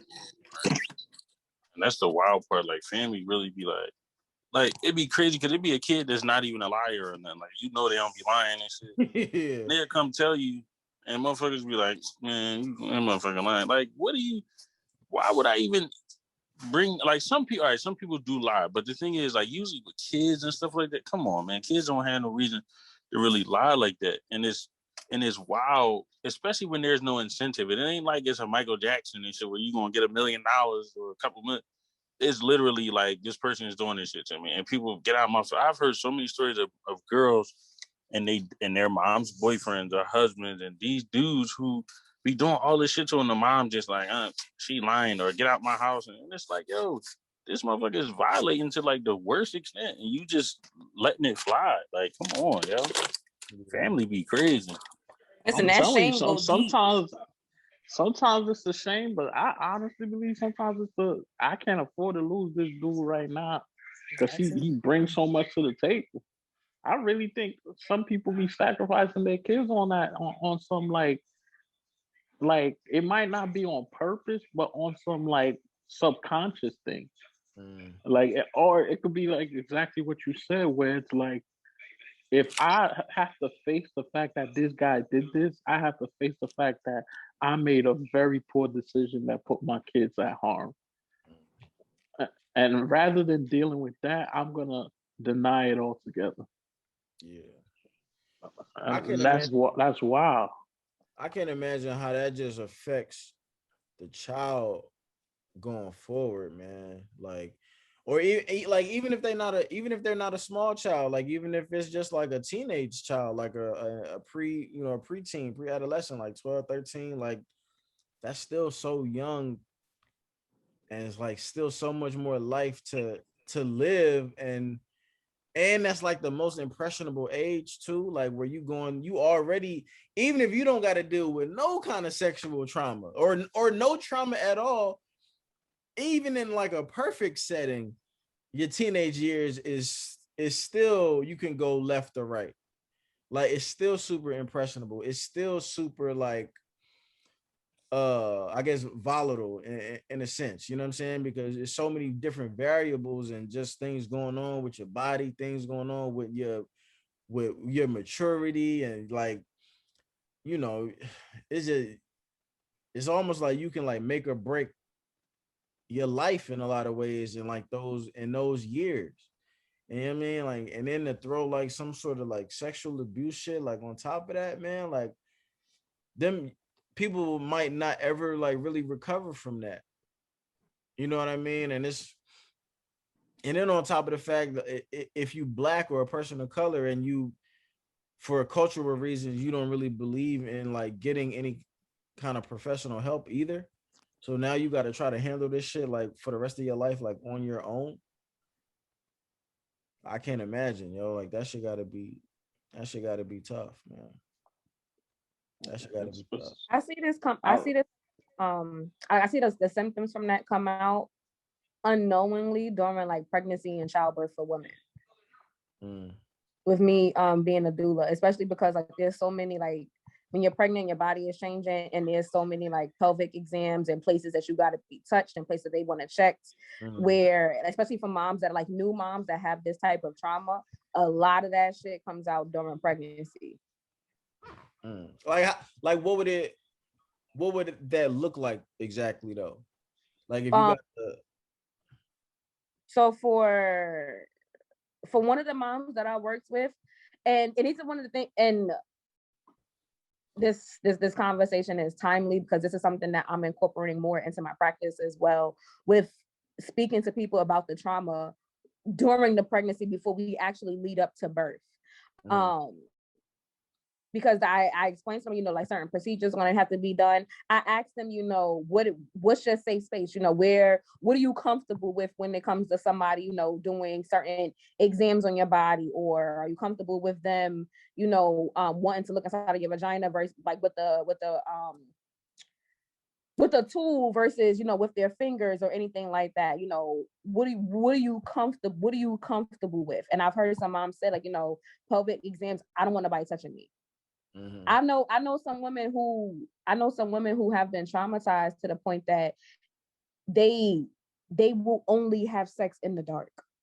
They won't use the light versus somebody actually, seeing them or looking at them, let alone looking at their vagina. Like they want things to be, they'll have sex, but it has to be in the dark, where it's like that element of the unknown, element of surprise. Dealing with women who are dealing with like the pelvic exams and going through like birth and childbirth and things like that. It's a conversation, and I always let my clients know that why I'm asking these type of questions, and I let them know like you don't have to answer, but I'm letting you know as you go through your pregnancy, especially if this is your new child, this is what to expect. They're going to ask you to do these type of exams. If you are uncomfortable, you can just let me know. We can explore those things on why you're uncomfortable and certain things that need to be done just to check the baby. And then it'll come out, I don't like being touched for such and such and such and such and such and such. And even their partners, and this is during, now you pregnant the man baby, even their partners won't know. Yeah. Shit get rough, man. Do the partner, are they like in the room in that whole process? Like, is that something where like they find it out like right then and there, or is just No, not for my clients personally. I like to keep the partners involved when it comes to planning on how they want their birth to go. But when I'm talking about those exams, I always ask the person who's actually giving birth to the baby what they're comfortable with before. And I'll let them know, like, hey, I just want to talk to you about a couple of exams and things. There may be certain things that may come up. Do you choose to have this conversation, with such and such in the room, or would you like this to be a conversation between just me and you? Because some of these things I have to ask just so I'll know for when that time comes, when we got to cross that bridge. I got you. I wonder if it's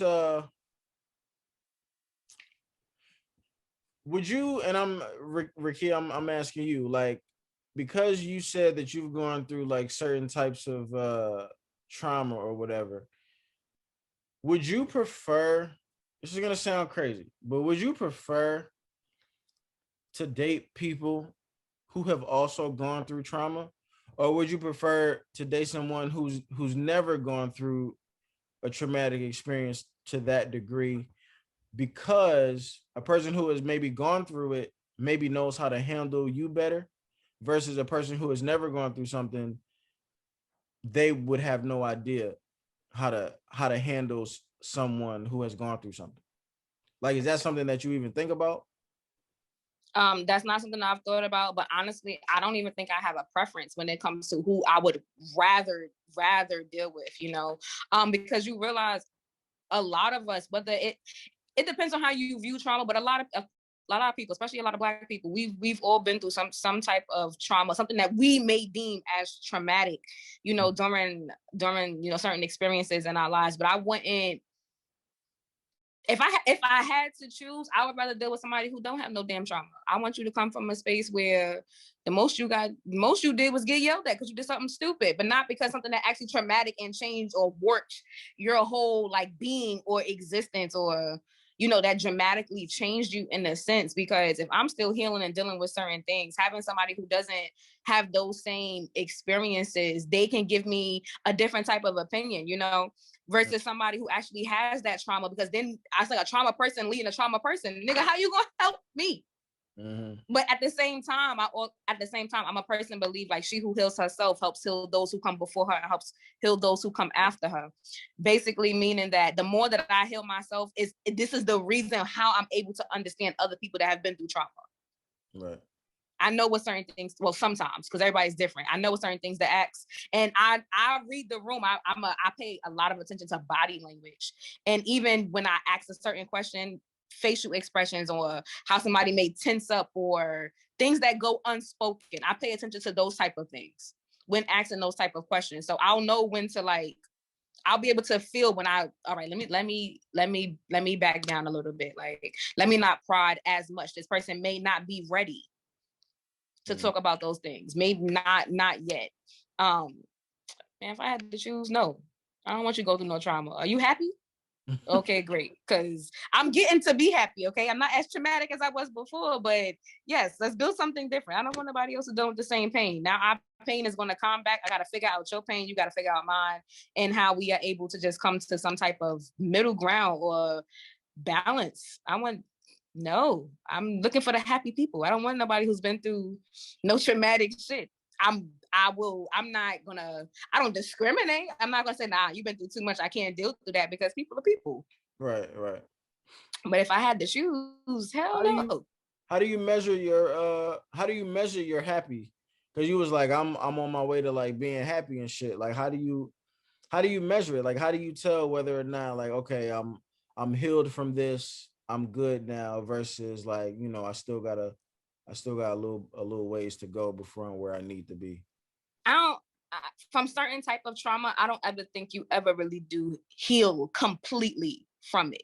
I think during your healing process and journey, you're given the tools to know and to do better, to know and to recognize certain things when things make your own body feel off. You're able to, you build certain mechanisms to be able to recognize certain things in yourself, to know how to process them.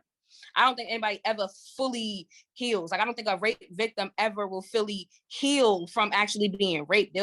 They may be able to overcome some things, but to fully ever be able to get over it, I don't think so. My measure of happy, I'm happy right damn now, doing nothing in my own ass crib. Cause this is my happiness is peace. My happiness is peace and quiet for real. When I'm able to sit down, have a moment to think straight, or to just take a breath, or to just do the shit that I want to do and not have to feel obligated to do something, like obligated to do work, or obligated to put content out, or obligated, just obligations. My happiness is measured by having a sense of peace. I'm not doing shit. This is by being comfortable. I know when I'm off balance, where my brain starts to go back and forth. When I'm ripping and running, I don't feel like I'm breathing. I realize for me, I have to remind myself to breathe every now and then. I'm actually going to get the tattoo. It's funny that I'm talking about this, because I'm actually about to get a tattoo that says breathe, just to remind my black ass to breathe sometimes, because I keep going and going and going. It's like, take a breath, stop, slow down, relax, regroup. It's okay. Mm-hmm. Have you and this is for everybody, not just for you.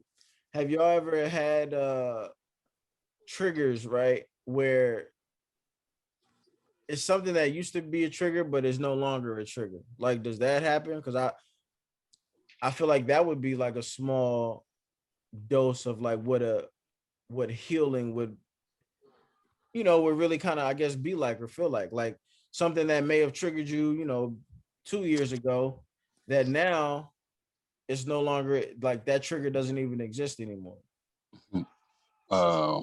That's an interesting question. Well, firstly, to the first thing you said, I gotta agree with the healing thing. I don't think anybody fully heals, but I think people learn to they learn to cope with it in a certain way. When you learn how to cope with something in a certain way, you can effectively deal with it the right way. You know what I'm saying? So when you used to, when something happened, and let's say you used to just fly off at the handle, like, oh no, don't fucking touch me, person don't know, you haven't really dealt with it.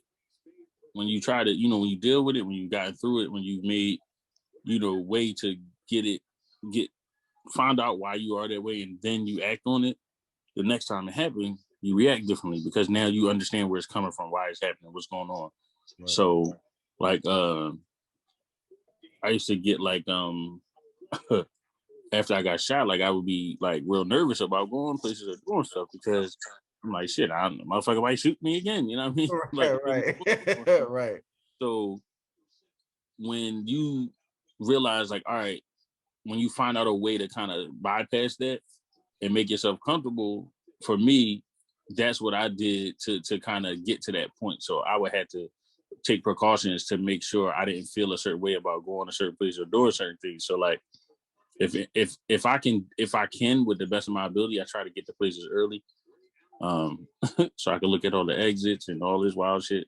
But it makes me comfortable, so I won't feel nervous the entire time. Like, I need to know how I'm gonna get out of here if something happens, or if shit start looking funny. Like, I have a great sense of smelling when problems are gonna happen. Like, I don't know if you remember when we went to that joint that time and niggas was fighting outside. When we walked in, I was like, man, somebody gonna be fighting tonight. I just knew it, but I avoided fighting myself because I already knew some shit was going down, so I stayed away from the bullshit. Yeah. But yeah, I think when people just learn how to deal with that trauma, or learn how to just find a way to like change something about it or figure out why, they're much better off going forward in life and really, dealing with that. What was the question again? I forgot that quick. Oh, I was just saying, like, have you ever had anything that used to be triggers, like any triggers that you don't have them, like you've healed to the point where something that used to be a trigger is that shit don't even exist anymore? Well, it ain't this kind of trauma, but some shit me and my mom used to always go through, where she would always compare me to my dad, and like that shit used to bother me, because I'm like, yo, I'm not my papa, don't act like him. But it bothered me so much because I'm like, yo, like, I'm doing everything that I can to be my own person, but you keep bringing this shit up on me. Now, the thing about it was that I had to realize, when what helped me is that ain't got shit to do with me. That's all her problem. It's all her issues. It's all her being mad at my dad and nigga, because y'all made me. You know what I'm saying? But when I realized that, and I said to myself, Miles, you don't control none of that. That has nothing to do with you. You just trying to live life and be a good fucking person. If she feel a way about you doing the stuff the way you do it, then let her feel that way. But so now when I get into any situation with my mom and she start this shit, I just be like, yeah, all right, mom, whatever. I'm going home. I'll holler at you. Shit like that. As to when back in the day, I used to let it make me mad, and I used to argue back and forth with her, trying to prove my point of like I'm not him. But because it was so triggering for me. But now I'm just like, nah, I had to work through this shit and realize like, yo, they ain't got nothing to do with me. So whenever she start this shit, I'm out because I ain't got time. So that's something for me. It ain't like the abuse type. Well, it is kind of like verbal abuse a little bit, but it ain't to the level of like we talking about like sexual abuse and stuff like that. But that was just for me. Yeah. I wonder like in terms of the sexual abuse stuff, like I wonder if like not something that's as far as like someone someone who was raped or anything like that. But I guess I go back to my scenario, my personal scenario, like one of the women who didn't like somebody being on top of her. Like I wonder if it was like we eventually got to a point where I guess she trusted me to the point where it became something that was tolerable, but I still don't really 100% know if her whole mindset could finally like kind of take a breath and relax if we were doing like some missionary shit, or if it was just like, you know what, I trust him enough to know that nothing bad is going to happen from this, even though in her mind she may have still kind of been having like a moment where she was like flashing back to like the shit that actually happened, but she knew in her mind that I wasn't that person. So it's like, you know what, let me go ahead, and this is something that maybe he feels like he needs in order to feel some intimacy. So let me endure this, as opposed to getting to a point where a guy is on top of her and she's no longer flashing back to the traumatic experience. She's gotten to a point where she's only focused on the new positive experience that's taking place in current time. Like I wonder if that's even possible. Like, you know what I'm saying? Like, are you only tolerating it because you feel comfortable with me, or are you actually embarking or partaking in what we're doing because you now have found enjoyment in it that's free of trauma or free of PTSD? You know what I'm saying? Like I wonder if that's possible, like when you're talking about like sexual trauma or sexual abuse. That's not, you know what I'm saying? Like I said, that's not as out the window as rape, but just maybe like smaller things that can still be under the umbrella of a traumatic experience.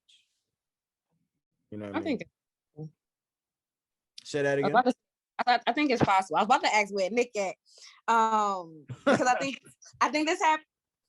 I think it becomes easier to have these type of discussions, when it comes to what you like in regards to sex. What are you okay with? What are you uncomfortable with for that particular situation? Only she, I feel like, would be able to give you that answer, because she was actually in it, on whether she did it for you, or whether she was able to just do it and allow herself to enjoy it as well. Because when you're in a relationship and you love somebody, you ultimately you want to do things that that makes them happy. Sometimes we do things that we're uncomfortable with. I don't think that it's not possible though for people to overcome those things. I just think it take work, and people just gotta be willing to do the work. Do you feel like that does that feed into the trauma or no though? Like, say for instance, if you're, like you just said, like maybe the woman was doing it for me, but like isn't that kind of like, wouldn't that continually or like residually kind of like reintroduce the trauma to that person? Because ultimately, like, isn't sexual abuse kind of you succumbing to doing something because somebody else wants you to do it? I think sexual abuse is more about control. Okay. Yeah, I don't think it's succumbing. It's more like, you know, the person, that motherfucker got a problem. You know what I'm saying? In that way. But not really, you know, succumbing. And then I think it's a little bit of both of what you asked as far as like being comfortable and then working through. Because the thing about it is when you working through it, you're going to have to be face up. You got to face up. You know what I mean? You got to go up against it. So it's going to be there. But when you're working through it, you learning to break the walls down. And then when you have a person who makes you that comfortable, it probably makes it a little easier for them. You know what I mean? Like, you got people out here who they treat their spouse on some goofy shit, like, man, I ain't trying to hear none of that. Like, we need to do this, da, da, da. But then when you have somebody who's truly trying to understand you and really rocking with you in a way where, you know, they want to know, they want to help, they want to be there, it makes it easier to speak about it. Like, I think we all know what it's like to kind of, I mean, you know, to have a person where you know they got your back for real. Excuse me, they got your back for real, and they really gonna be down for you. When it's somebody like that, when that happens, it's like, all right, I can do that. You know what I mean? I can be there. I can open up. I can say, you know, all right, this bothers me, or, you know, we can work through this now because I know I can trust you enough to not fuck me over in that way. Or if I say I don't want to do this, you're like, all right, cool. Versus somebody like, man, you don't ever want to do nothing. Like, oh, this is some bullshit. Like, you can't be like that with people. Because you do that shit to people and they'll never open up to you. I had a similar conversation on a club. You know, I've been on Clubhouse all the time now. But I had a similar conversation where we was talking about, like, you know, the shit that me and you, like, we all talk about, or Jackson, you've been talking about for years, how as men sexually, we be wanting to try and do shit, but you worried about motherfuckers running their mouth or the implications or being called this and that. And I think me and you are both to a point where we just don't care no more. And it's like, right, whatever. But for me, it was because I'm with somebody who I can be like that with. I don't have to worry about judgment if I say, you know, I want to try something new, I want to do this, I want to do that. I ain't got to worry about that. So it makes it easier for me to have those conversations versus being with somebody who every fucking day they might be on Twitter or Facebook talking about how gay a dude is just because he want to have a dinner for his birthday and shit. Like, yo, that shit. Oh my god. You saw that joint? Yeah, like, That shit was retarded.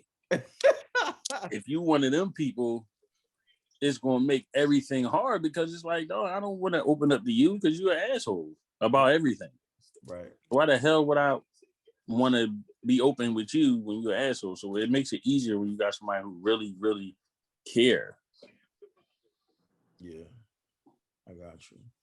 Yeah, that makes sense. That makes sense, man. I just that shit is tough. Like, I just remember, I'm just like, now that we kind of talking about it, I'm just kind of like trying to take myself back into the time where, you know, I was dealing with those two particular women that I was talking about.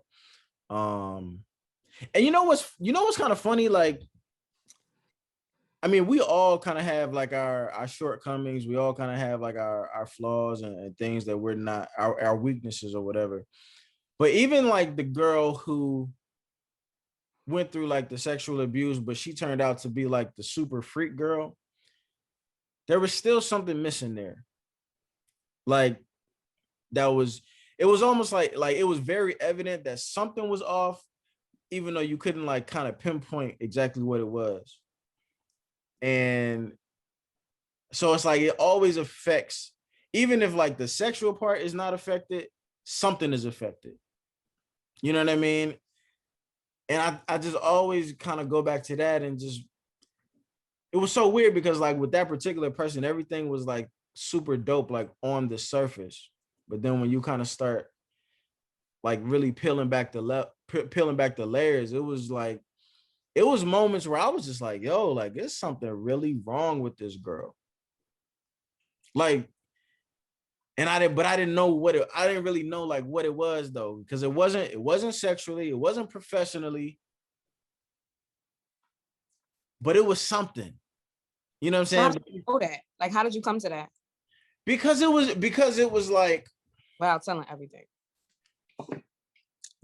because, and maybe because I know what it's like, right, to not have all your shit in order on the surface, but like as a person, be solid though. Right.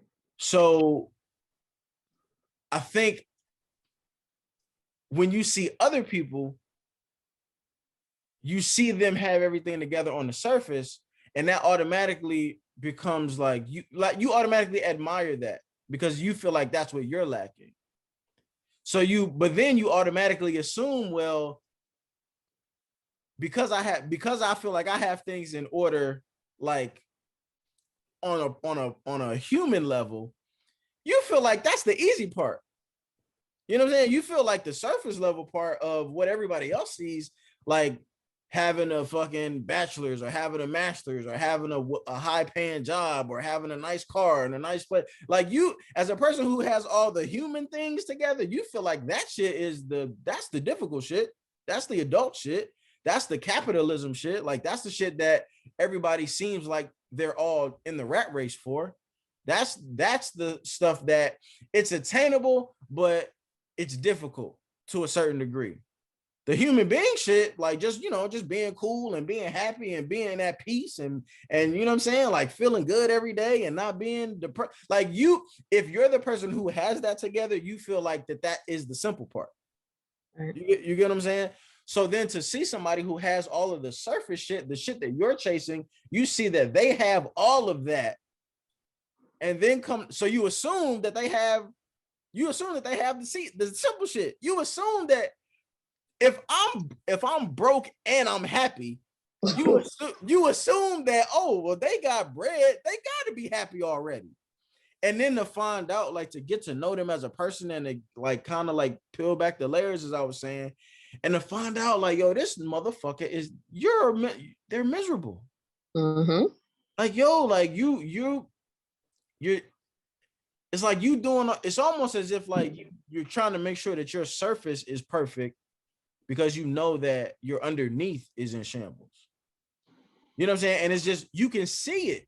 Like when you really kind of get next to a person, like you can fucking see it. And it's, for me, it was like, I don't know where this is coming from, because like again on the surface, it looked like yo, like you got everything that everybody brags about.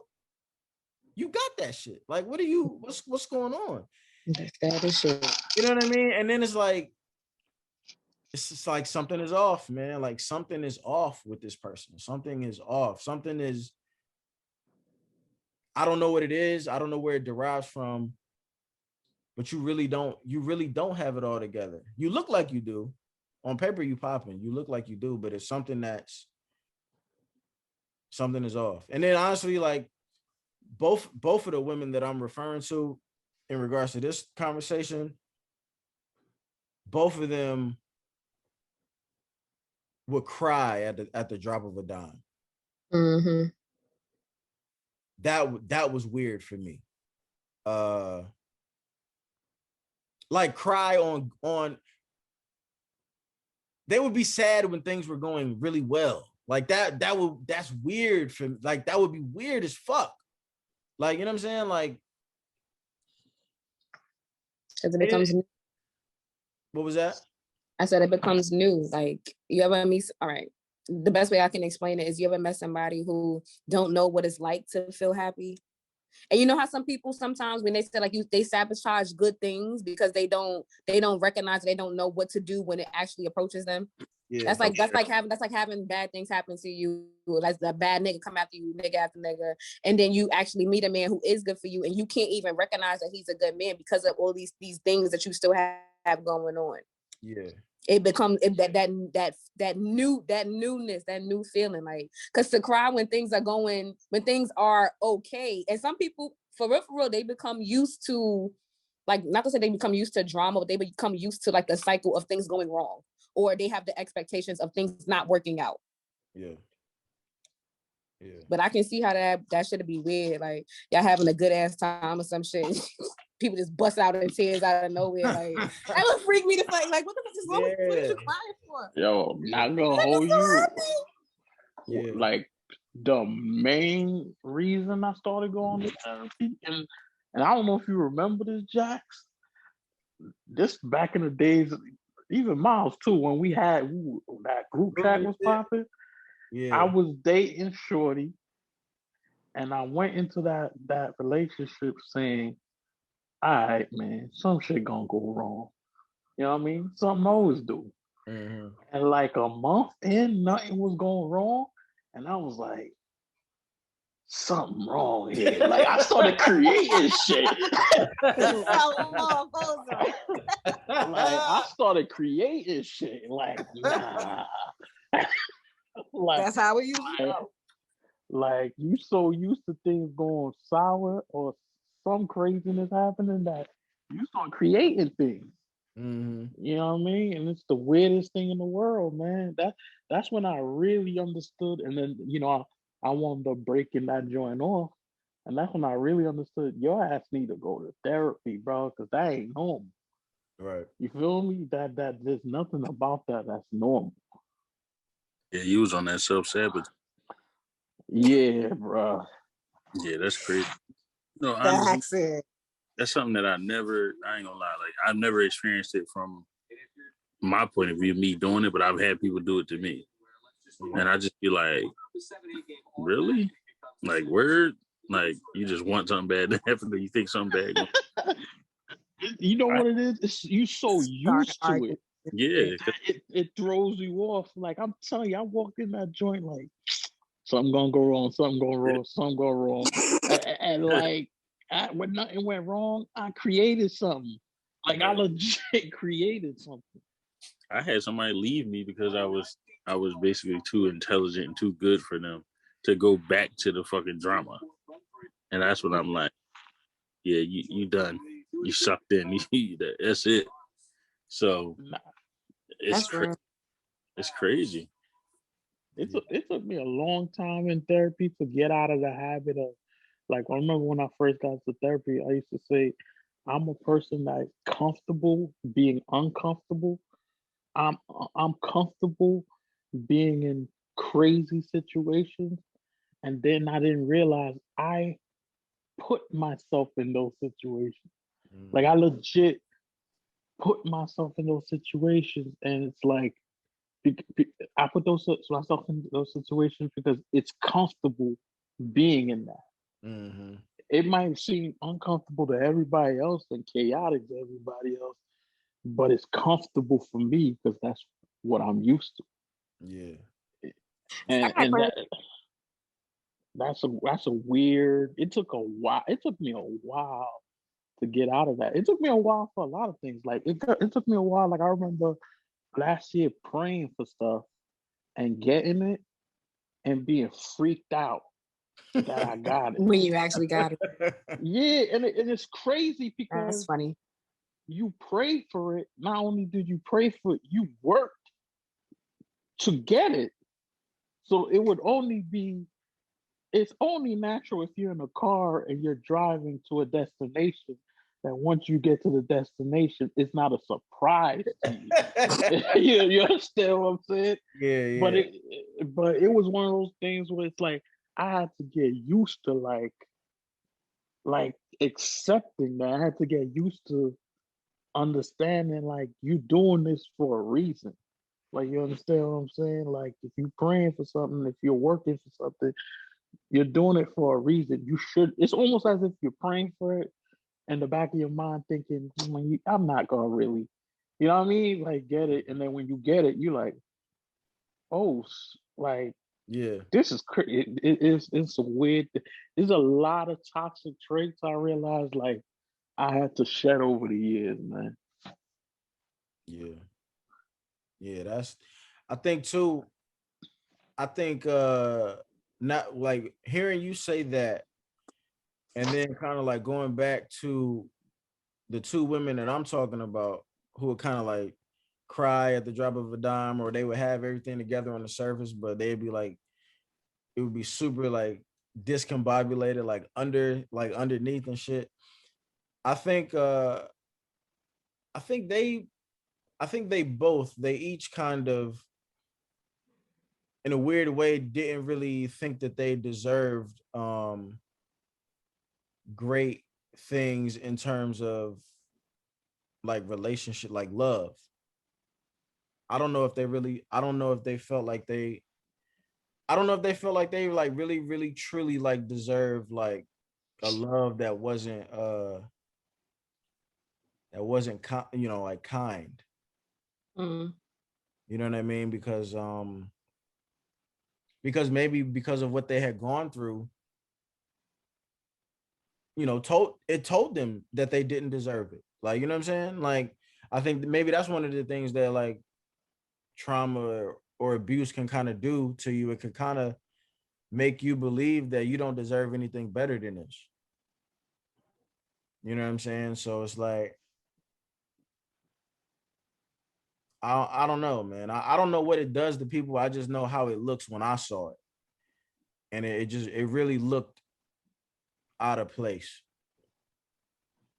You know what I'm saying? Like it confused me, and it's funny. Well, it's not funny, but it's ironic that like even just from having this platform, you know, and like my mom being on here and shit like that, and me like having her on some of the shows, and just some of the ways I try to speak about like both of my parents, like my mom and my dad.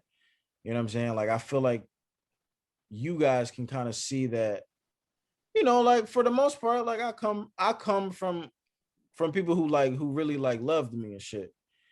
And you know, a lot of times I probably take that for granted because that was just my norm. But because that was my norm, when I see people who don't come from love, like that shit confuses the fuck out of me. Like that's some shit that I don't always know how to process. You know what I'm saying? Because like that looks foreign to me. Like, and it's one thing, it's like, and it's not that I don't know that, you know, people come from homes that aren't the most loving. Like, I know that that's common, but to know that it's common and then to see it right in front of you and to see how it plays out, like that shit can still like throw you off a little bit. You know what I mean? And I think that's kind of what those particular women like they kind of like threw me, they kind of like got me off of my fucking, they threw me off center for a minute because I was like, Show chakras. yeah, it was just like, what the fuck? Like, because I saw like I was saying, like in my mind, it's like y'all niggas is doing better than me. Like, what fuck? Jax, let me ask you this. Would you the question that you asked me, would you prefer to deal with somebody who has not been through a traumatic experience, or what's your preference when it comes to that? I would Or do you definitely have one? I would definitely prefer to deal with people who have not been through something super traumatic. And not, I mean, I guess it is for selfish reasons, but it's like I would like to. I mean, I feel like we'd all prefer like, you know, clean slates when we dealing with people. I mean, everybody don't. Nobody Clay is 100% clean, but you know, you kind of want to I'd like to build my own foundation.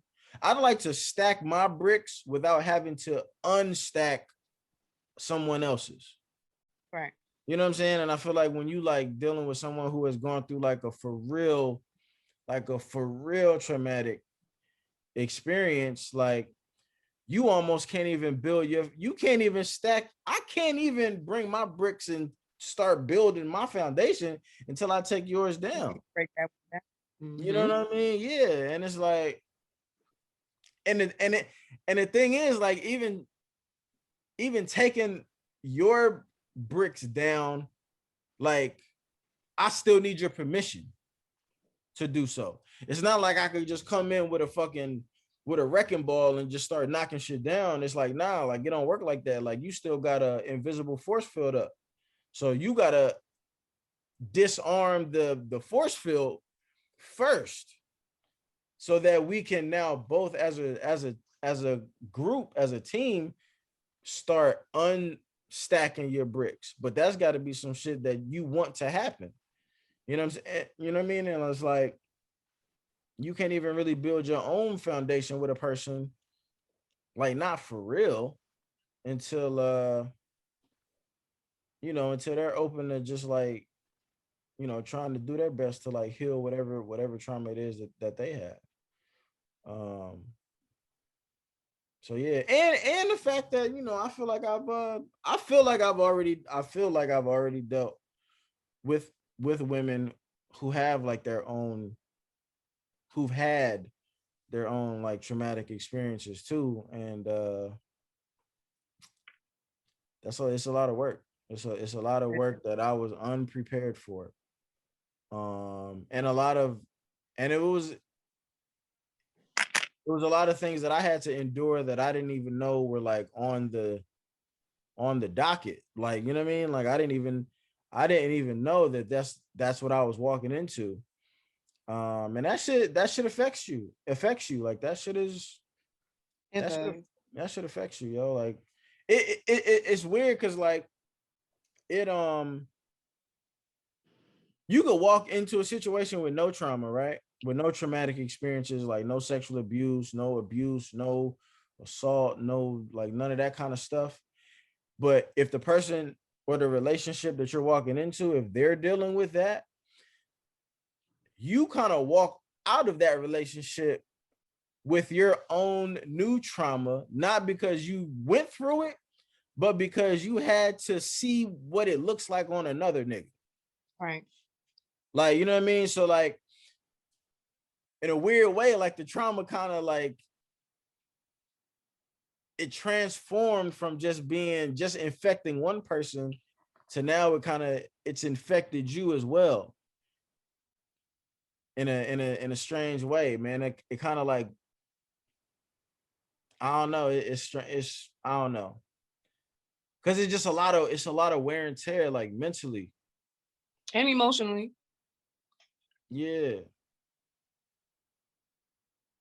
I think it puts you in a rock and a hard place, especially when the feelings are deep, because when it came down to me and my ex-boyfriend, it became one of those things where it's like I care about him and I want to see him get help. Like I want him to be better, but at the same time, I can't let you drag me down into this spiral that I see you going down. Yeah. So it becomes a thing of I have to choose myself. Yeah. Yeah. And then that comes along with a whole nother, like now you gotta wear that villain. You gotta be the villain in that. You know what I'm saying? And that comes along with a whole nother feeling of like, just being guilty and just being like the I had this thing with y'all get on me when I talk about the Voldy shit, but I had this thing of where I felt like I was, one of the things that really like hurt my feelings about that whole like breakup was I knew that I was the bad guy in all of the stories.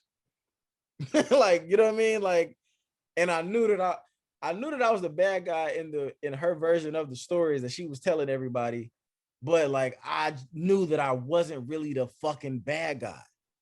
Mm-hmm. Like, and that really fucked me up. Like, you know what I mean? Because I think a lot because my personality, like I try my best to always do things the right way and try to always take the high road and try to always be professional and try to always, for lack of a better phrase, like do what would Jesus do, like type of shit. Like, you know what I mean? Like, but like, I mean, that sounds hilarious. That is hilarious, but what would Jesus do? But I always try my best to like really handle every single situation like that. Like, what is the right thing to do? What's the wrong thing to do? Identify the two and then pick the right thing, no matter how difficult it may be. The right thing. Do the right thing. So a person who kind of like lives by that, it would kill you to be painted as the fucking villain. Because like your whole existence, your whole I don't even want to call it a moniker because that makes it sound like it's not real, but like your whole kind of, your what makes you who you are is based on like doing what's right. Like I remember, and my mom, she's not on here no more, but when I was a kid, we went to this play. I don't remember, I can't tell you the name of the play, the title of it, but it was this she used to always take me to this fucking, it was shit called the Black Repertory Theater in St. Louis. And it was black. I would assume it was a black owned theater, and they had they put on black plays and art and exhibits and shit like that. And we maybe used to go there like once a month or once every 2 months or something like that to go see a play. A no-name play that I don't really give a fuck about because I'm a kid and I'd rather see a movie than a play, but she's trying to culture me. So fuck it, we're gonna go see a play. And it was this one play that we saw, and one of the lines in the play was like one of the characters was a godlike character where you couldn't see him, but you could just always hear this person's voice, right? And a recurring line in the play was always do what is right, right? Like that was a line written in, and it was said like several times within the whole show. Always do what is right. Always do what is right. And it was in this like deep godly voice. And and literally, what would Jesus do? Huh? What would Jesus do? Do what is right. Exactly, right? And literally 20 years later, it's like my mom would always use that fucking line. From that day until now, I haven't heard her say it in a few years. But even up into adulthood, like she would just always figure out a way to kind of like throw that into a conversation, like very casually. She would just be like, all right, son, I love you, and always do what is right. Always do what is right. And that's where it came from. It came from that fucking play or whatever. But I say all of that to say, like, as annoying as it was when I saw it, as annoying as it was when she began to repeat it, it became part of who I am. Your mantra. You know what I'm saying? And it was just like, so it hurts when you know for a fact that now you're the person who didn't do what was right in someone else's version of a story. And yeah, man, and that was just she had her own traumatic shit going on. And it does kind of, connect a lot of dots, like how you were talking about earlier, like when homie told you in year 6, and you was like, oh shit, well that's why you did this and did that and did, like it really is like an epiphany like type of moment like that. You know what I mean? But I would definitely not want someone with a whole bunch of traumatic experiences, man, because that shit is inevitably going to rub off on you in one way or another. Like in one way or another, it's gonna affect you, especially if you get super close to that person and you care for that person and you love that person, like their life, however their life goes, is gonna have an effect on your life. Right. You know what I mean? And that's kind of almost like the definition of love. Like, you know what I'm saying? Like, if I love you, whatever it is that you're going through, I'm ultimately kind of going through it as well. because I'm a ride for you. When you're happy, I'm gonna be happy about your happiness, and when you're sad, it's gonna make me sad to know that you're sad. You know what I mean? Like, and vice versa. Like, that's just kind of like how it goes. Or whatever. And I do think when you ask me the question, or even when I ask you the question, would you rather prefer somebody with trauma or someone without? What I will say is everybody has their own traumatic experiences.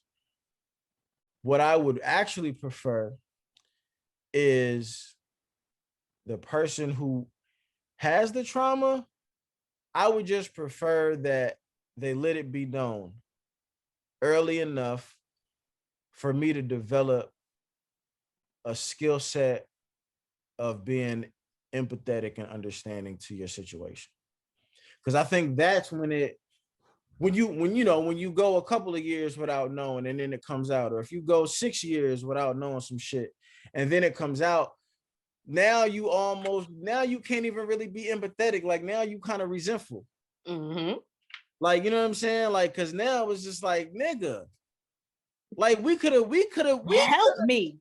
we could have been handling this a whole new other different way, where we could have both been growing and healing and getting better and making our relationship stronger, like, and all of this, like, all of this good shit. We could have been doing this thing totally different if you would have just fucking told me what it was. Right. Told me what you're going through. Not even told me what you're going through, just told me who you really are. Right.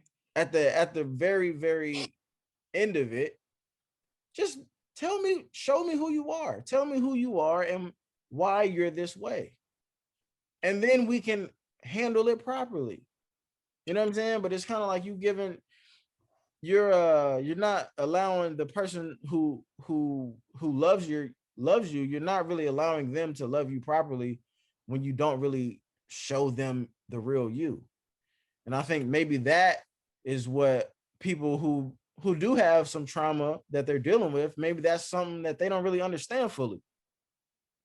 Like, you know what I mean? Like, because I think part of having traumatic things happen to you, you feel like maybe you have a need to like hide them, Mm-hmm. or to keep them from people, because you think that it's embarrassing. You think that it's shameful. You think that it's, fill in the blank with a whole bunch of other, negative words or negative terms. But in reality, if somebody love you, man, they gonna love whoever you are and whatever you come with. But you just got to be fair enough to them to let them know all angles of yourself, so that you allow them the fair opportunity to love all of you. And I think I agree. a lot of people don't do that all the time. I feel like my ex. I hate to feel as if somebody is taking away my decision. Don't take away my right to choose what I want to do. Don't choose for me. And when it came down to him telling me in year 6, that's exactly, I did started to resent him, because that's what I feel like you did. You took away my option to choose if I wanted to deal with this, even though I had the option. But I feel like him not telling me up front, and me falling in love and going through those emotions, and going through the whole relationship for all of those years, it's like, nigga, you tricked me. Yeah. I feel tricked. I feel bamboozled. Yeah. And not even you feel like you feel like you wasted time, because you could have had a whole nother strategy of how to love this person properly. Like, you know what I'm saying? Like, I could have had a whole nother fucking game plan. Here I am thinking you had a normal, healthy childhood. Nigga, you fucked up. And I'm not, and I'm just trying to make light of it, but that's not really funny if your childhood really was fucked up for real. But it's just like I think just human nature, things that happen to us that we didn't necessarily, or we aren't necessarily proud of, we try to hide them, as opposed to like kind of just owning them and I think that just kind of ends up hurting us in the long run anyway. Cause like I said, man, a person who gonna love you, man, they gonna love you regardless, man. And I think that's people don't realize that. Like, if you fucked up and somebody love you, like they gonna love the fucked up parts of you too. You really just by hiding it though, you're making it harder for them to love those parts of you. You know, I don't know. No, I agree. I don't know, man. But I appreciate y'all niggas, man. I'm about to close it out. This one I kind of knew, or I ain't gonna say I knew, but I kind of had a feeling that this was gonna be one that it wasn't gonna be like a lot of people in here. I know for a while we only had literally like 3 people in here. So I appreciate y'all niggas for coming in and holding it down and giving me somebody to talk to, giving me somebody to kind of like bounce some thoughts off of for a while. And I still feel like we created a good dialogue for people to go back and at least listen to if they don't want to chime in on or give an opinion on. Because I know when I had these types of topics, man, like I remember last summer I really got a trigger that used to be a trigger that's now no longer a trigger. We'll check you out. This is one for me because I remember last summer I tried to do like some uplifting, like righteous, serious, pro-black nigga shit, and motherfuckers was just not having that shit. Like they was just not entertained. They wasn't trying to hear. They just wanted the sex and the ignorance and the jokes and shit. And I was like really, really upset about it. I was like really, really mad. Like I was like, fuck y'all ignorant dumbass niggas. I only want to hear the stupid shit, right? You love the controversy, bro. Yeah, and but like over the past year, like I just, I've been trying to stay the course of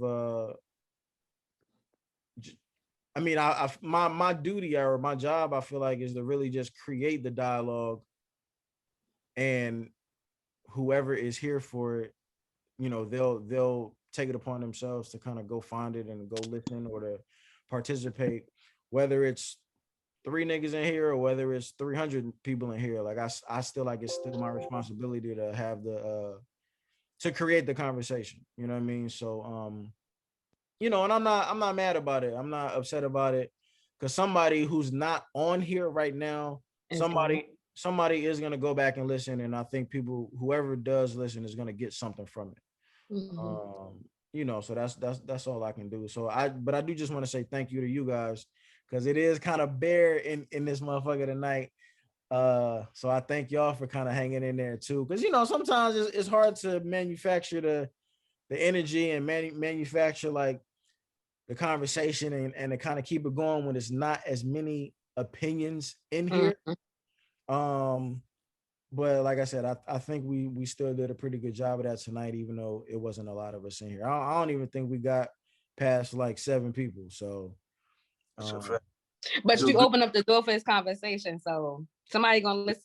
And when it comes to like even creating content or just creating period, when you putting things out there, like sometimes when you're called to speak about something, you got a topic that's on your mind, put that shit out there anyway, whether it could be you and one other person up in this bitch, because ultimately somebody is gonna go back and watch it. There's somebody who could use some of the information that we could have spoken about, whether they were able to be here or whether this topic was just, it's a sore spot for some people. A lot of this shit like this hit deep. So, and a lot of people are not even ready to, go there.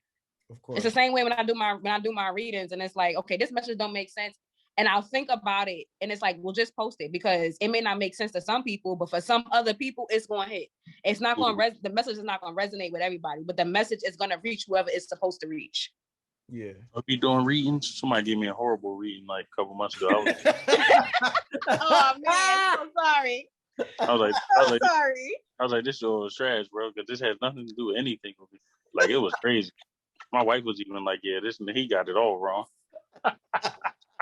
Oh dear, I'm so sorry. Yes, I do. And like energy, I tell people all the time, energy is fluid. So some things are gonna resonate with you. Sometimes the messages is not gonna be for you. Like, what the fuck are you talking about? It's not directly for you. Whoever it's for, it's gonna find them.